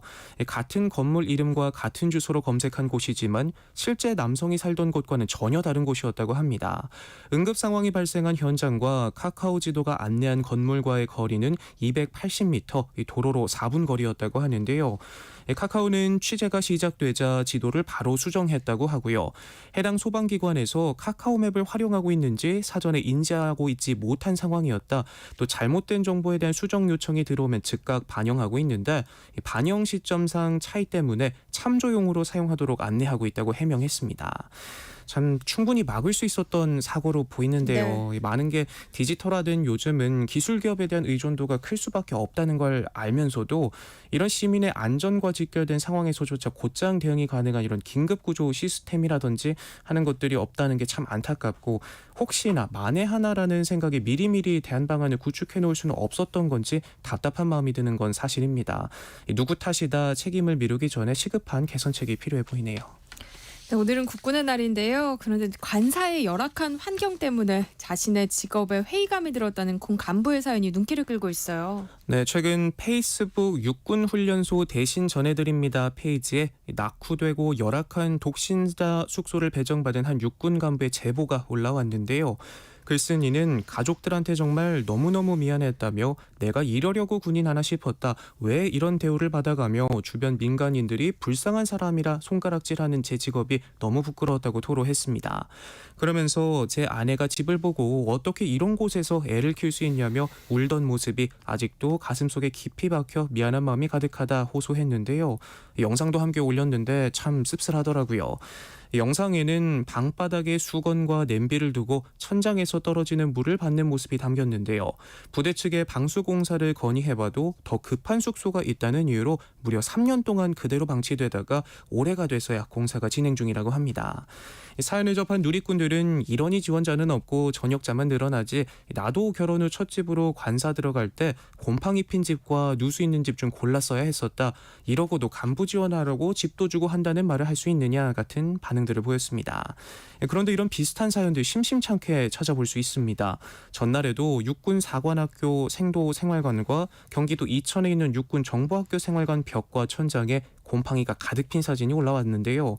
사진을 올린 육군 장교는 올여름 유난히 더웠던 날씨와 긴 장마로 인해 곰팡이가 더욱 심해졌지만 문제의 핵심은 노후한 시설이라며 육사 화랑관은 지어진 지 30년이 넘었다고 지적하기도 했고요. 그러면서 이런 시설을 계속 사용하는 건 국가가 군 간부 생활 여건 개선에 신경 쓰지 않고 있다는 방증이다라고 주장했습니다. 군필자분들이면 사실 다 공감하실 거예요. 일반 사병이었지만 저도 복무했을 때 2013년도였는데 60명에 달하는 인원이 정말 그 옛날 길다란 평상 같은 내부반에서 다 같이 생활했고요. 또 여름 장마철이면 여기저기서 물이 새서 고생했는데 제가 전역하는 날까지 물이 샜어요. 이런 기본적인 생활만큼 보장을 못할 만큼 예산은 또 어디로 줄줄 새는 건지 모르겠습니다. 그러게요. 요즘 식당에 가면 테이블마다 무인 주문 시스템 쉽게 찾아볼 수 있는데요. 인건비를 줄이려고 이 시스템을 이용하다 수수료 폭탄을 맞는 경우가 많다고요. 네, 인건비가 너무 비싸 무인 주문기를 들였는데 비싼 수수료에 화들짝 놀란 분들이 많다고 합니다. 파주에서 음식점을 운영 중인 한 사장님은 최근 한 달 수수료로 62만 5천 원이 나온 사실을 알고 깜짝 놀랐다고 하는데요.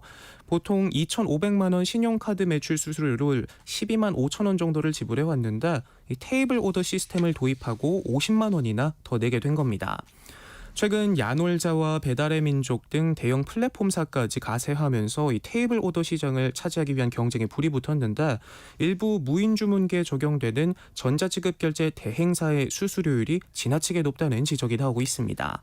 신용카드사의 수수료에 비해 높게 책정돼 있는데 여신전문금융업법은 신용카드 수수료를 연 매출에 따라서 0.5에서 1.5% 수준으로 규정하고 있는 반면 전자지급결제 대행사의 경우 전자금융거래법이 수수료와 관련해 별다른 제한을 두고 있지 않고 또 가맹점과 개별 계약을 맺는 형태라 최대 2.5%가 넘는 경우도 있다고 합니다.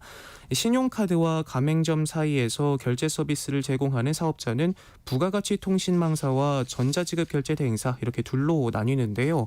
테이블 오더에 적용되는 신용카드 수수료율이 둘 중 어디에 속하는지 이용계약서를 꼼꼼히 살펴보지 않으면 알기 힘들다는 것도 문제라고 합니다. 상황이 이렇다 보니 자영업자 커뮤니티에는 전자지급결제 대행사에 연결된 테이블 오더를 도입했다가 2배가 넘는 수수료를 물었다는 등의 피해 사례 글들이 잇따라 올라오고 있고요. 인건비를 한 푼이라고도 줄이고자 테이블 오더를 도입했다가 수수료 폭탄에 맞은 자영업자들 사이에서는 정부가 제 맘대로 요율을 왜 제어하지 않는지 비판의 목소리가 나올 수밖에 없는 상황 같아 보입니다. 중소벤처기업부는 이런 수수료율 제도화를 검토해야 한다는 입장이지만 금융위는 현행법상 금융당국이 전자지급결제 대행사의 결제 대행 수수료율 적용 범위를 설정할 수 있는 규제 근거는 없는 상황이라면서 난색을 표하고 있다고 하네요. 다음 뉴스 살펴볼게요. 서울시가 1,100억 원을 들여 만든 세운상가 공중보행로를 철거하기로 하면서 잡음이 나오고 있어요. 네, 개통된 지 겨우 2년 남짓한 시간 만에 이제는 가지 않는 길이 돼 철거될 운명에 놓여 있다고 합니다. 박원순 전 서울시장 때인 2016년 세운상가 일대를 보존하는 도시재생 사업의 일환으로 1,000억 원이 넘는 사업비가 투입됐지만 시민들의 발길이 끊어지면서 결국 허물어질 예정인데요. 서울시는 우선 삼풍상가부터 PJ 호텔로 이어지는 양쪽 약 250m 구간의 다리를 내년 철거한 뒤 나머지 구간은 향후 세운상가를 허물 때 함께 철거할 예정이라고 합니다. 이후 세운상가 주변 지역에 고층 업무용 건물과 주거단지, 문화시설 등을 조성하고 세운상가를 비롯한 7개 상가가 일렬로 줄져 있는 구역을 공원으로 조성할 계획이라고 합니다. 하지만 주변 상인들은 제대로 홍보가 되지 않았다며 불만을 토로하고 있는데요.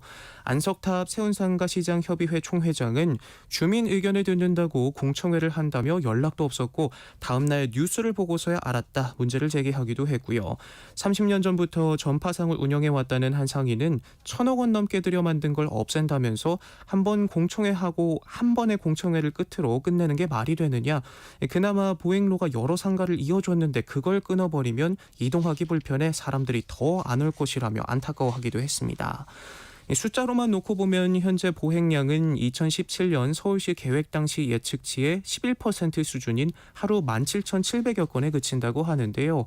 하지만 최근 을지로 하늘길이란 이름으로 이 개성 있는 카페와 식당 등이 들어서면서 MZ세대 핫플로도 떠오르는 곳이기도 한데 일각에서는 국내 최초의 주상복합 공간의 역사성과 더불어서 다양한 세대와 직업군이 모여있는 소셜믹스의 공간, 이 낡음과 새로움이 공존하는 또 다른 풍경을 만들어내는 곳이 사라지게 된다는 소식에 안타깝다는 반응들도 보입니다. 네, 마지막 뉴스인데요. 80이 넘은 나이에 미스 유니버스 대회에 출전한 최순아 씨의 사연이 화제입니다. 외신들도 집중 조명하고 있다고요. 네, 1943년생 올해 81살인 모델 최순아 씨의 멋진 도전이 주목을 받고 있습니다. 올해 미스 유니버스 코리아 본선에 진출한 최고령 참가자인데요.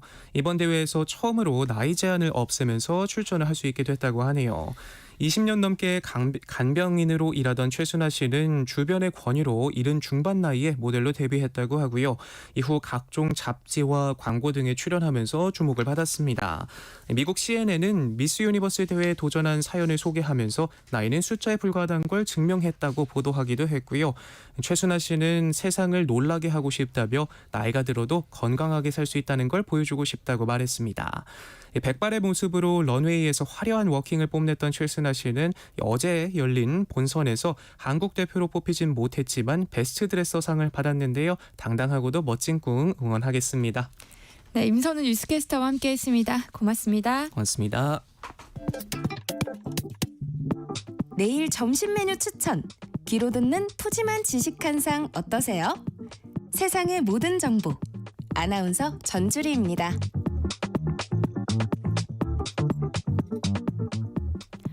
허리띠를 졸라매도 벅찬 고물가 시대. 여러분 주머니 사정에 꼭 맞는 맞춤형 재테크 솔루션을 처방해드립니다. 짠테크 SOS 돈 되는 라디오 한국경제교육원 서영로 원장님과 함께하겠습니다. 어서 오세요. 안녕하세요. 네, 오늘은 어떤 얘기 준비해 오셨을까요? 제가 상담을 했던 분은 48세 골드미스였는데요. 현재 엄마와 같이 살고 있고 가장 역할을 하고 있었습니다. 하지만 이런 생활이 부담되기도 해서 노후에는 실버타운에서 살고 싶다는 계획이 있는 분이셨는데요. 그래서 현재의 약간의 자산과 앞으로의 저축 등을 통해서 실버타운 입주를 준비하고 싶다고 하셔서 상담을 해드렸는데요. 나이 들면 모아둔 돈으로 실버타운에 들어가야지 하는 분들 많을 겁니다. 네. 그래서 오늘은 노후 대책으로 얘기되고 있는 실버타운에 대한 이야기를 해볼까 합니다. 상담자처럼 비혼일 경우에는 노후 준비를 더 탄탄하게 해야겠어요. 그렇죠. 안정적인 회사에서 꾸준한 월급을 받고 있고 부모님과 함께 산다면 월 200만 원 이상의 저축을 할 수 있죠.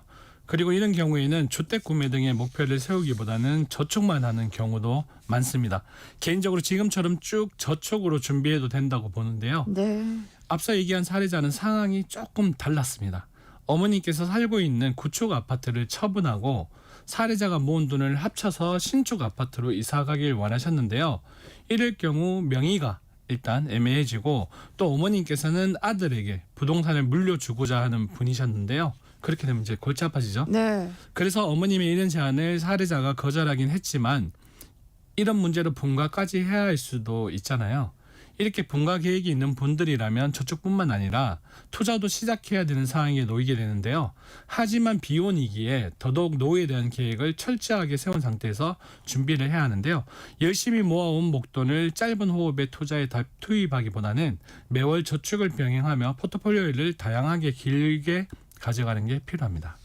상담자가 40대라고 하셨잖아요. 네. 근데 이때부터 실버타운 입주를 준비하는 경우가 많아요? 네, 많습니다. 그리고 결혼을 하면 자녀 양육비나 주택 마련 등 신경 쓸 일이 많지만 싱글은 조금 상황이 다르잖아요. 지금은 돈을 벌고 이걸로 생활하지만 나중에는 어떻게 살까에 대한 고민을 이때부터 많이 하는데요. 그래서 싱글일 때에는 이런 40대에도 이런 부분을 많이 생각을 하고 싱글이 아니라고 해도 요즘 90세인데도 건강하게 생활하고 운동하는 분들이 많잖아요. 네. 그래서 자식들에게 기대기보다는 스스로 노후를 즐기려는 분들이 많은데요. 또래 사람들과 교류하고 취미생활도 함께 할 수 있는 실버타운은 초고령화 시대 정말 중요한 장소로 떠오르지 않을까 생각됩니다. 네, 이렇게 실버타운에서 안락한 노후를 꿈꾸는 분들 많으시죠. 그래서 오늘 짠테크 SOS 돈 되는 라디오에서는 실버타운에 대한 이야기 준비했습니다. 방송 들으면서 궁금한 점 있으시면 문자로 많이 참여해 주세요. 서영로 원장님이 도움드리겠습니다. 참여하실 번호는 샵 9730번이고요. 짧은 문자 50원, 긴 문자는 100원의 정보 이용료 있습니다. 콩 게시판 KBS 일라디오 유튜브 채널을 통해서는 무료로 참여하실 수 있으니까요. 많은 참여 부탁드립니다. 나이 들면 실버타운에 가야지 이런 얘기를 하긴 했지만 실버타운이 정확하게 어떤 환경인지는 잘 몰랐거든요. 그런데 최근에 TV에서 나오는 걸 보니까 거의 호텔이더라고요. 저도 상담 받아볼 때 이렇게 가보니까 네. 정말로 막 화려하더라고요. 네. 그래서 실버타운이라는 이야기가 처음 나오기 시작한 2000년대 초반에는 전원 생활에 대한 로망이 많이 반영이 됐습니다. 그래서 한적하고 공기 좋고 물 맑은 곳에 실버타운이 많았고 선호도도 높았습니다. 하지만 최근에 트렌드가 조금 많이 변했었는데요. 가족들과 가까운 곳에 위치해서 자주 볼 수 있는 거리에 있길 바라기에 도시명 실버타운이 인기인데요. 교통이 편리해야 하고 나이 들면 병원에 갈 일이 많으니 병원과 같은 편의시설과 근접한 곳에 위치한 실버타운을 선호합니다. 네. 그리고 몸의 노화를 늦출 수 있는 운동 프로그램, 건강식당 등의 잘 먹고 쉬고 취미생활 프로그램이 많은 곳을 선호하죠.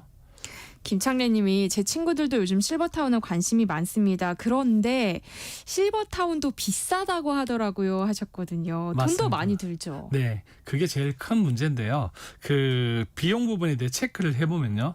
입주할 때 일회성 비용으로 내는 보증금이 있고요.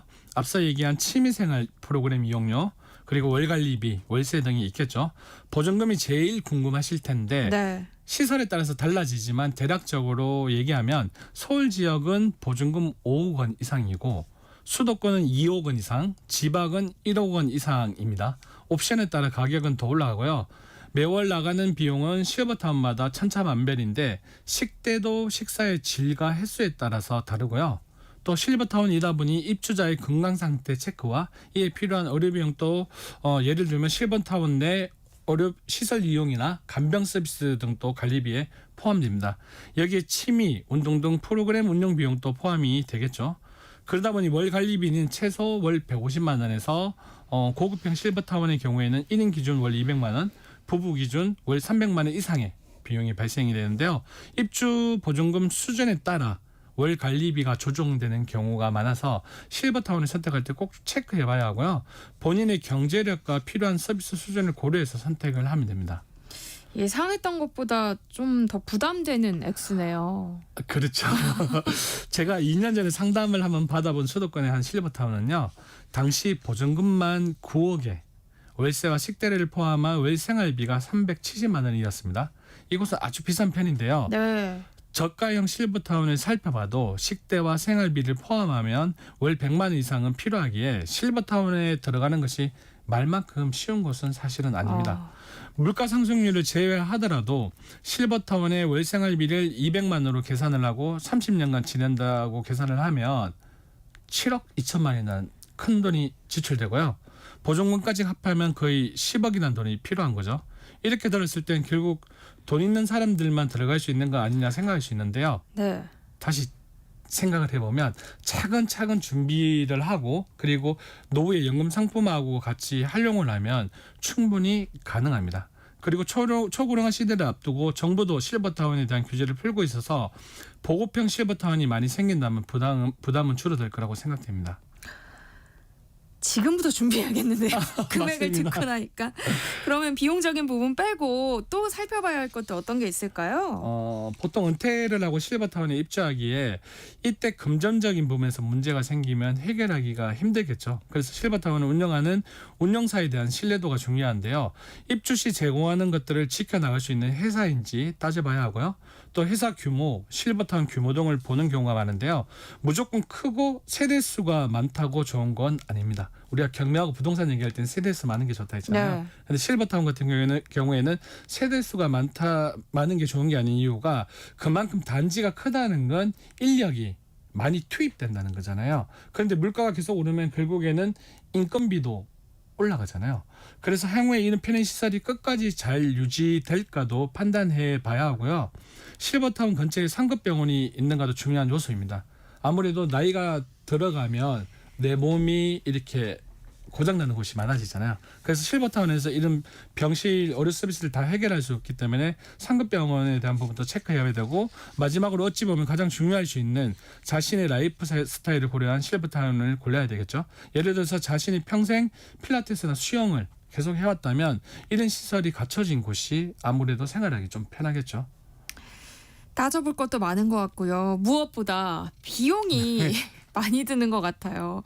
실버타운 입주 그럼 언제부터 준비하는 게 좋을까요? 앞서 얘기한 것처럼 수도권 기준으로 보면 보증금이 최소 수도권이니까 2억 이상이 들어가죠. 네. 2억 이상 들어가고 매월 150만 원 이상의 관리비가 필요하고요. 부부가 같이 입주한다면 300만 원 정도가 되겠죠. 아주 큰 금액입니다. 그래서 미리 준비를 해야 질적으로 건강한 노후를 보낼 수 있을 텐데요.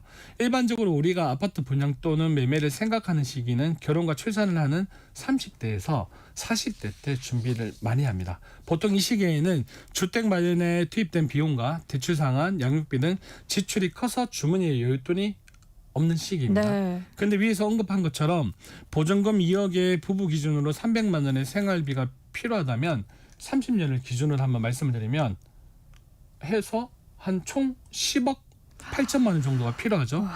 물론 여기서 국민연금에서 예를 들어서 매월 한 170만 원 정도가 나온다면 네. 그 금액을 빼더라도 130만 원의 갭이 필요하니까 4억 6천만 원 정도의 돈이 부족한 거죠.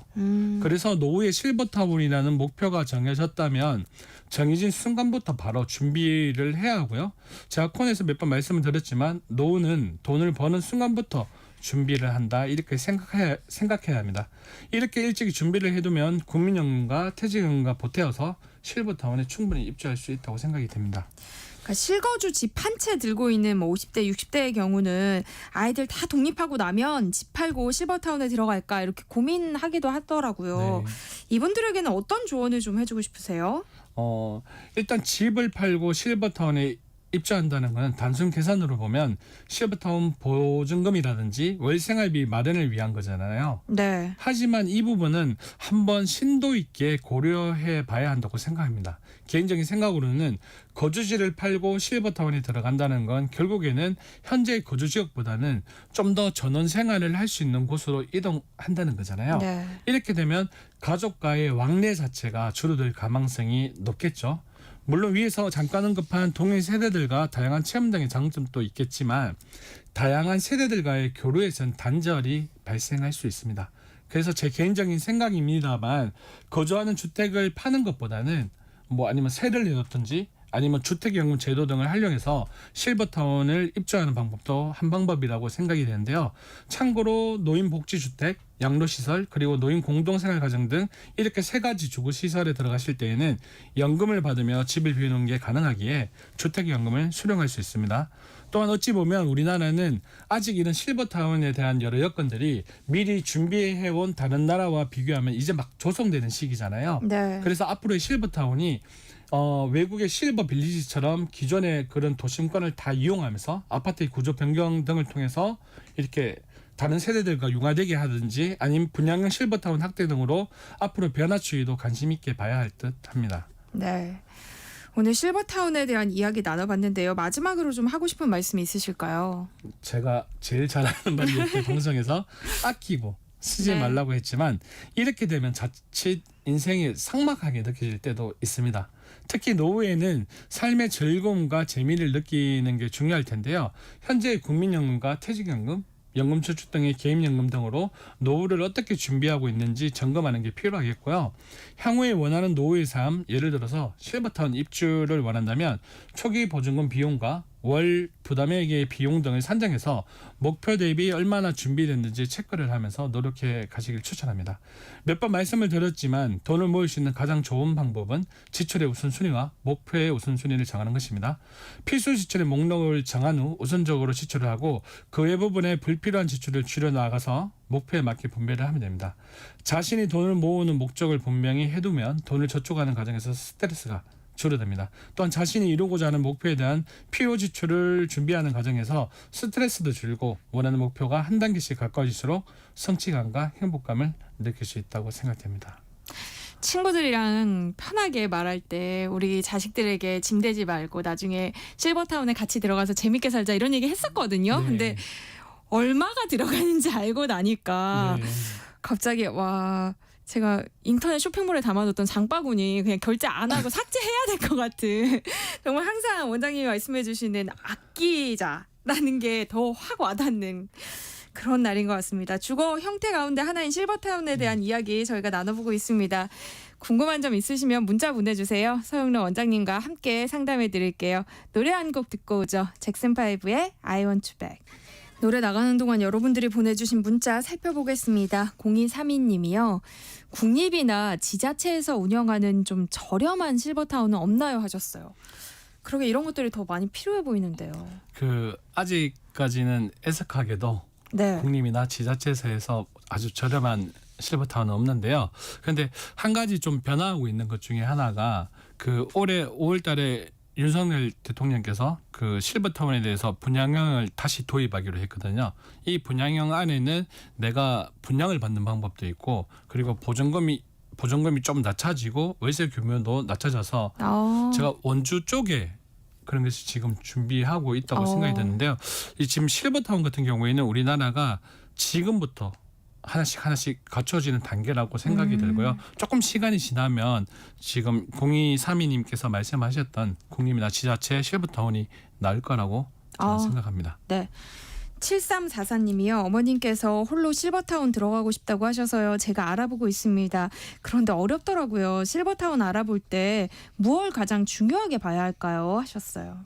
그 보통 자식이 부모님의 실버타운을 이제 생각을 할 때에는 그 안전이 제일 우선이거든요. 네. 부모님 혼자 생활하는 거랑 그리고 혼자 생활을 할 때 또 어떤 뭐 건강적인 문제가 발생했을 때 못 해결하잖아요. 네. 그래서 이런 안정적인 부분을 많이 보는데 그런데 이거 외에 먼저 고려해야 되는 게 좀 전에도 한번 말씀을 드렸지만 처음에 입주할 때 보증금 네. 그리고 월 관리비에 대한 부분이 어머니가 지금 받고 있는 노후연금 있잖아요. 국민연금하고 이런 걸로 했을 때 대체가 되는지 그리고 부족했을 때 어떻게 해결할까에 대한 비용적인 부분을 먼저 보는 게 가장 우선이라고 생각이 들고 하나 조금만 더 추가를 한다면 요즘은 좀 전에도 말씀을 드렸지만 예전에는 조금 공기 좋은 곳을 선호했지만 요즘은 자식과 가까운 근교에 위치한 실버타운을 고려하는 게 가장 우선이라고 생각이 됩니다. 네. 고령화 사회에 들어선 만큼 국가에서 운영하는 좀 저렴하고 접근 가능한 실버타운이 많이 좀 생겼으면 좋겠다는 생각이 드네요. 7130님이요. 실버타운 들어가고 싶어도 대기가 많다는 얘기를 들었습니다. 전국적으로 어느 정도 있나요? 하셨어요.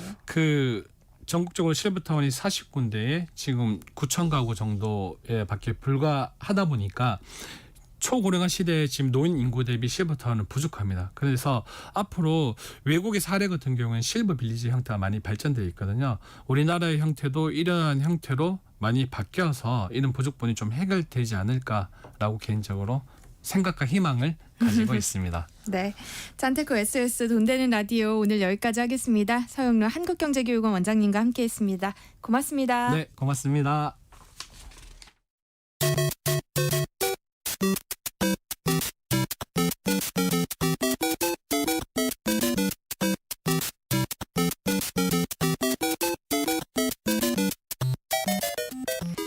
아직도 게임을 그저 놀이로만 보시나요? 인문학적 관점으로 살펴보면 게임 속에 숨어있는 메시지가 보인다고 하는데요. 게임에 대한 오해를 풀고 세대 간극을 좁히는 시간입니다.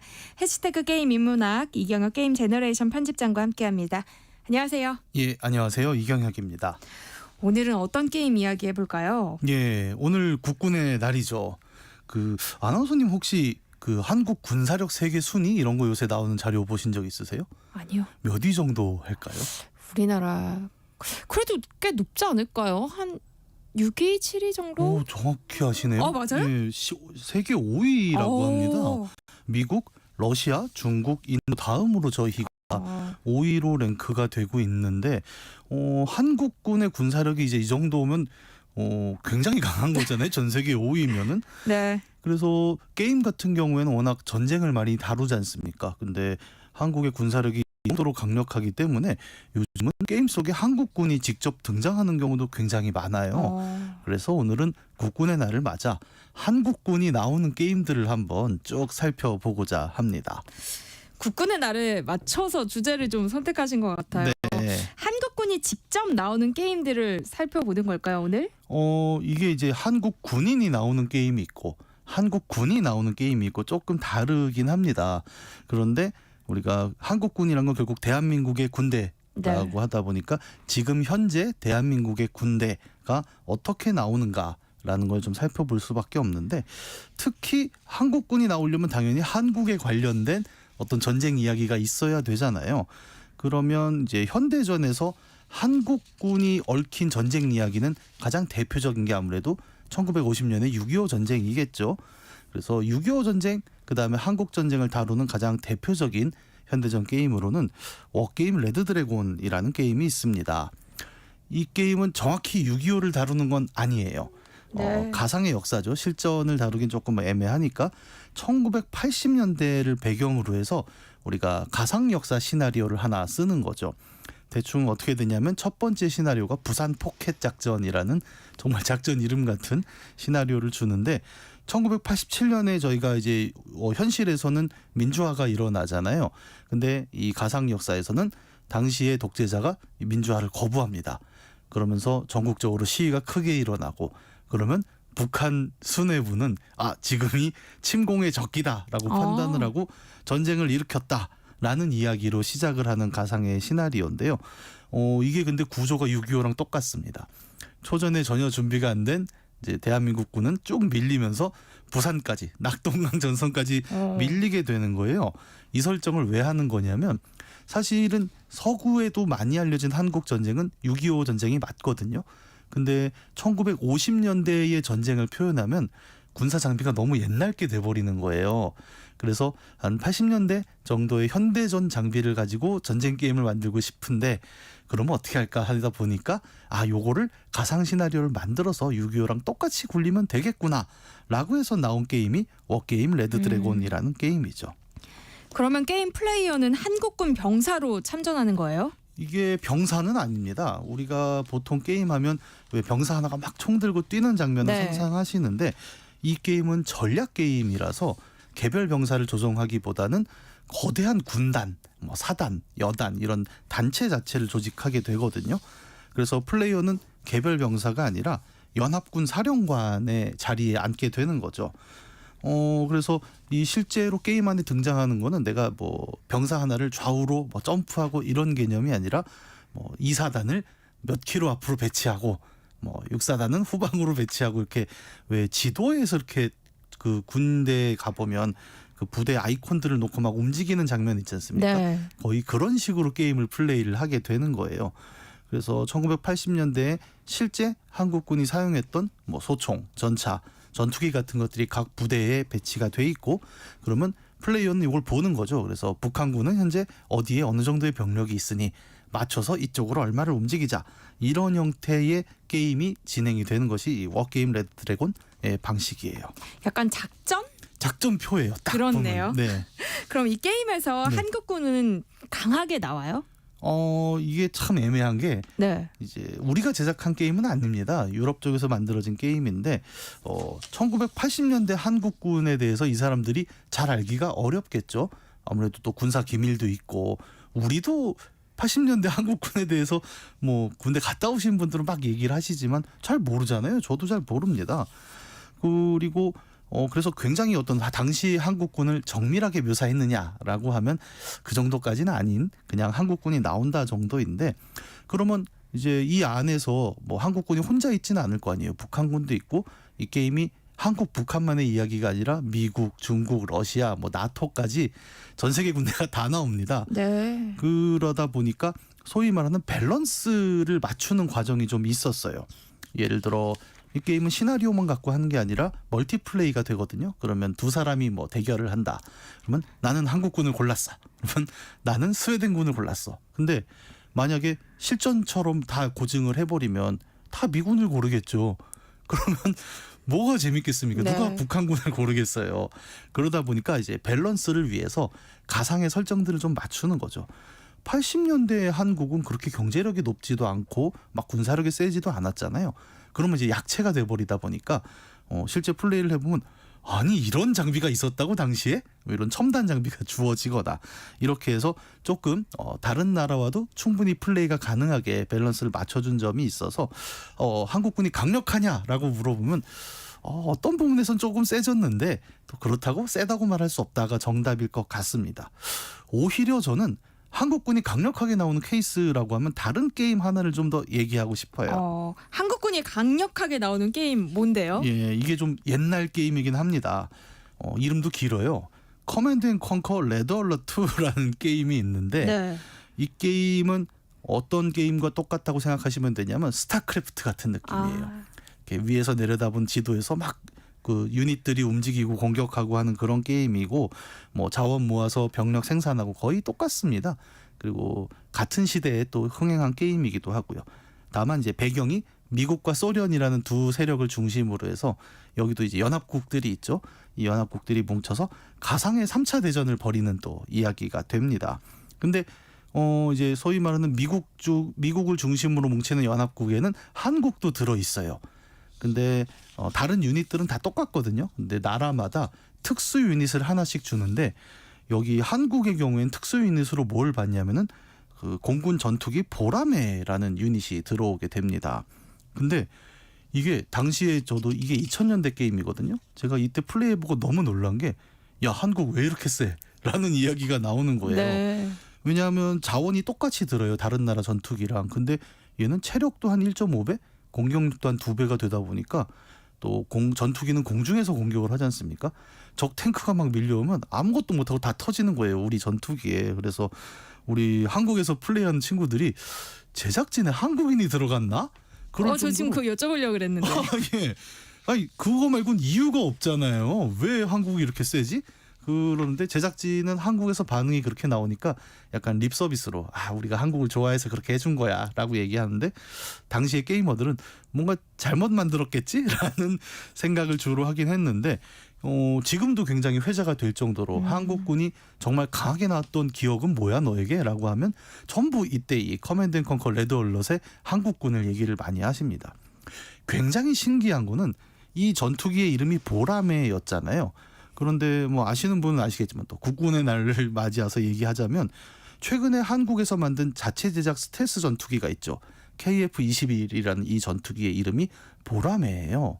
그래서 사람들이 이거는 그 지금 전투기 연구원 중에 당시에 해본 사람이 있다. 뭐 이런 얘기를 하는 분들도 계십니다.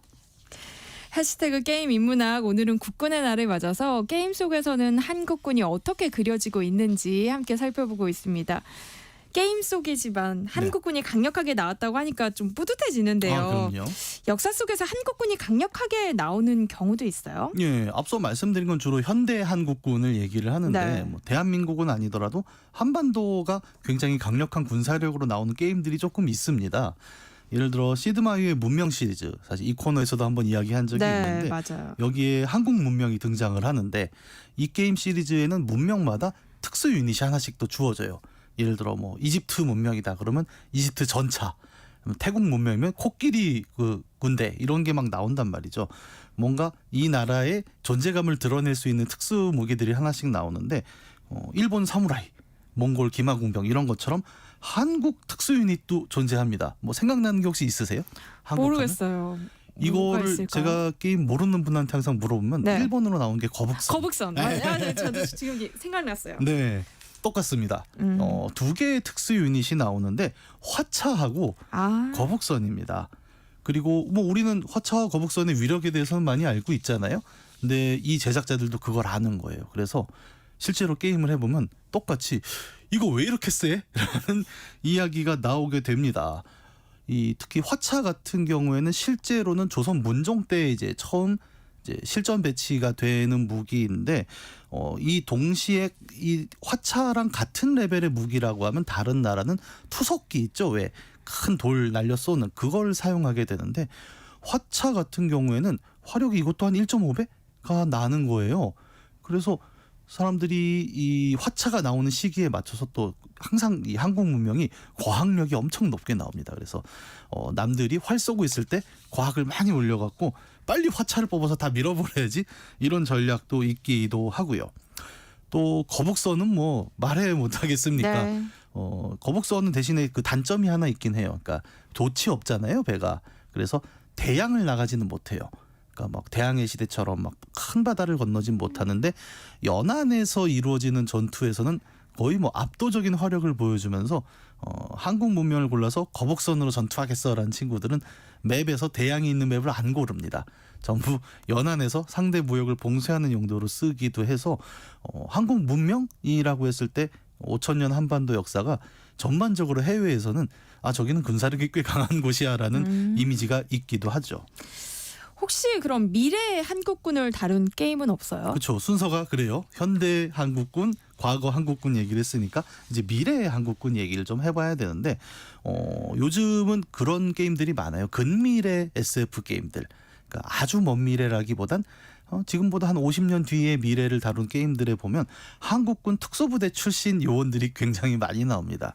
그래서 뭐 707 특임대, UDT 같은, 요즘은 또 특수부대가 많이 유명해졌잖아요. 이런 군인들이 꽤 많이 나오는데, 이 중에서도 아예 좀 SF적인 미래 세계관에서 굉장히 강력한 한국군으로 나오는 아주 유명한 게임의 캐릭터가 하나 있는데요. 오버워치라는 게임에 나오는 디바라는 캐릭터입니다. 오버워치는 혹시 들어보셨어요? 이게 아주 일반인들한테 유명하진 않은데 게임 좋아하는 분들한테는 꽤 히트를 친 게임이기도 하거든요. 네. 기본적으로는 SF 기반의 총 쏘는 게임입니다. 그런데 SF 기반이다 보니까 막 진짜 정규 소총 이런 걸 쏘는 게 아니라 뭐 레이저를 쏘는 사람도 있고 닌자가 나서 표창을 던지기도 하는데, 이 캐릭터는 사람이 아니라 처음에 고르면 로봇이 나옵니다. 근데 이족보행 로봇이라고 하죠. 그 두 다리로 막 걸어 다니는 그런 로봇이 나오는데, 설정을 보면은 이런 내용이에요. 그러니까 바다에서 갑자기 거대한 기계 괴수들이 나타나기 시작을 하고, 이거를 막기 위해서 각국이 뭔가 군사력을 증원을 하는데, 한국에서는 중장갑 이족보행 기갑부대를 신규로 설치를 합니다. 그래서 거기서 출동한 로봇이 디바인 거죠. 근데 이 디바의 설정은 또 재밌는 게, 보통 이런 총 쏘는 게임은 체력이 100인데 총을 맞아서 체력이 0이 되면 죽잖아요. 얘는 그 로봇이 터지면서 로봇 안에 타고 있는 조종사가 튀어나오거든요. 근데 굉장히 어린 10대 소녀가 나옵니다. 네. 그래서 이 친구도 이름이 있어요. 송하나라는 이름을 가지고 있고, 이 친구가 나와서 다음 로봇이 다시 증원될 때까지 권총으로 막 싸우는, 어떻게 보면 목숨이 두 개인 그런 캐릭터로 나타나게 됩니다. 네, 프로게이머 출신의 한국군 로봇 조종사라는 거예요? 예, 그렇습니다. 이 비상탈출에서 싸우는 이 친구가 현재 원래는 10대로 시작을 했는데 게임이 업데이트되면서 지금은 20대로 나오거든요. 네. 근데 이 개인 캐릭터의 이력을 살펴보면 재미있는 게, 이 친구는 한국에서 탑 티어를 가지고 있는 프로게이머 출신이란 이야기가 나와요. 설명해요. 네. 그러니까 뭐 스타크래프트 같은 게임은 아니고 e스포츠 중에 이런 이족보행 로봇을 타는 게임에서 세계 최강자가 된 친구였던 거죠. 그래서 너무나 실력이 뛰어나다 보니까 이 로봇 부대를 처음 창설한 다음에, 그러면 얘를 데려다가 특수 요원으로 키우자라고 해서 실제로 한국군에 입대한 캐릭터가 됩니다. 그래서 굉장히 보면 신기한 게, 목소리도 발랄하고 성격도 되게 재밌어요. 맨날 이렇게 게임을 하면 이겨야지 막 이러면서 총을 쏘고 다니는 친구인데, 이런 귀엽고 발랄한 소녀가 거대한 메카를 타고 막 적들을 휩쓸어내는 모습을 보면서 재밌는 거예요, 그 자체로. 그러면서 이 송하나 그리고 디바라는 캐릭터가 화제가 되고, 동시에 한국에서 이런 캐릭터가 나온다가 사람들에게, 전 세계인들에게 납득이 돼버린 어떤 순간이기도 한 거죠. 프로게이머 출신의 한국군 로봇 조종사라는 게 어떻게 보면 한국의 이미지를 가장 잘 보여주는 캐릭터인 것 같아요. 그렇죠. 이게 항상 영화, 만화, 뭐 소설, 여러 가지 대중매체가 어떤 국가를 다룰 때 굉장히 중요한 게, 첫째는 이 나라가 얼마나 유명한가, 그리고 둘째로 그러면 그 나라의 유명함이란 건 어떤 모습으로 알려졌느냐인데, 사실 뭐 2000년대 초만 해도 한국이라는 나라가 그렇게 유명했느냐 하면 조금 애매한 게 있죠. 저는 아직도 기억나는 게, 제가 고등학교 때 처음 해외를 나갔었는데 한국에서 왔다고 하면 네. 노스, 사우스 이런 거 물어봤었어요. 네. 그리고 물어보지 않으면 보통 자팬, 차이나 뭐 이런 걸로 주로 물어봤었고 한국이란 나라의 인지도는 굉장히 떨어져서 당시에 해외 나가신 분들은 약간 마음도 상하고 이런 적도 많았죠. 요즘은 완전 달라졌어요. 근데. 정말 이렇게 될 줄은 몰랐습니다. 오늘날 한국 우리 어디 나가면 다 한국말로 인사하지 않아요, 사람들이? 네. 보면서 자기 뭐 BTS 좋아한다. 맞아요. 항상 네. 한국 가수 누구 좋아한다는 얘기 네. 하죠. 그러니까 이게 저 같은 중년들은 한 20년 전과 계속 비교가 되다 보니까 와, 우리가 정말 잘 나가는 나라가 됐구나라는 걸 실감을 하게 되는데 그러다 보니까 음악, 영화, 만화, 게임 뭐 다양한 콘텐츠에서 한국 혹은 한국인에 대한 이야기가 굉장히 자주 등장하고 또 인지도가 올라가면서 동시에 한국 문화, 한국인에 대한 선호도도 굉장히 크게 올라가고 있는 거죠. 그런데 이걸 이제 묶어서 우리가 K컬처라고 부르는 네. 건데 이 K컬처의 브랜드 상승에도 게임이 굉장히 큰 역할을 하기도 했었거든요. 예를 들어 스타크래프트, 뭐 리그 오브 레전드 이런 전 세계적으로 유명한 게임들에서 항상 1위는 한국이었고 전 세계에 게임하는 사람들은 지금처럼 K컬처가 뜨기 전부터도 한국하면 이미지가 이미 있었던 거예요. 네. 저 밥 먹고 게임만 하는 나라. 우리가 어떻게 이길 수 있느냐.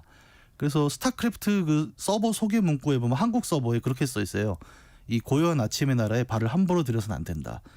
아주 큰 각오를 하고 들어와라. 이렇게 써 있을 정도로 한국은 이미 게임계에선 굉장히 좀 유명했었던 거죠.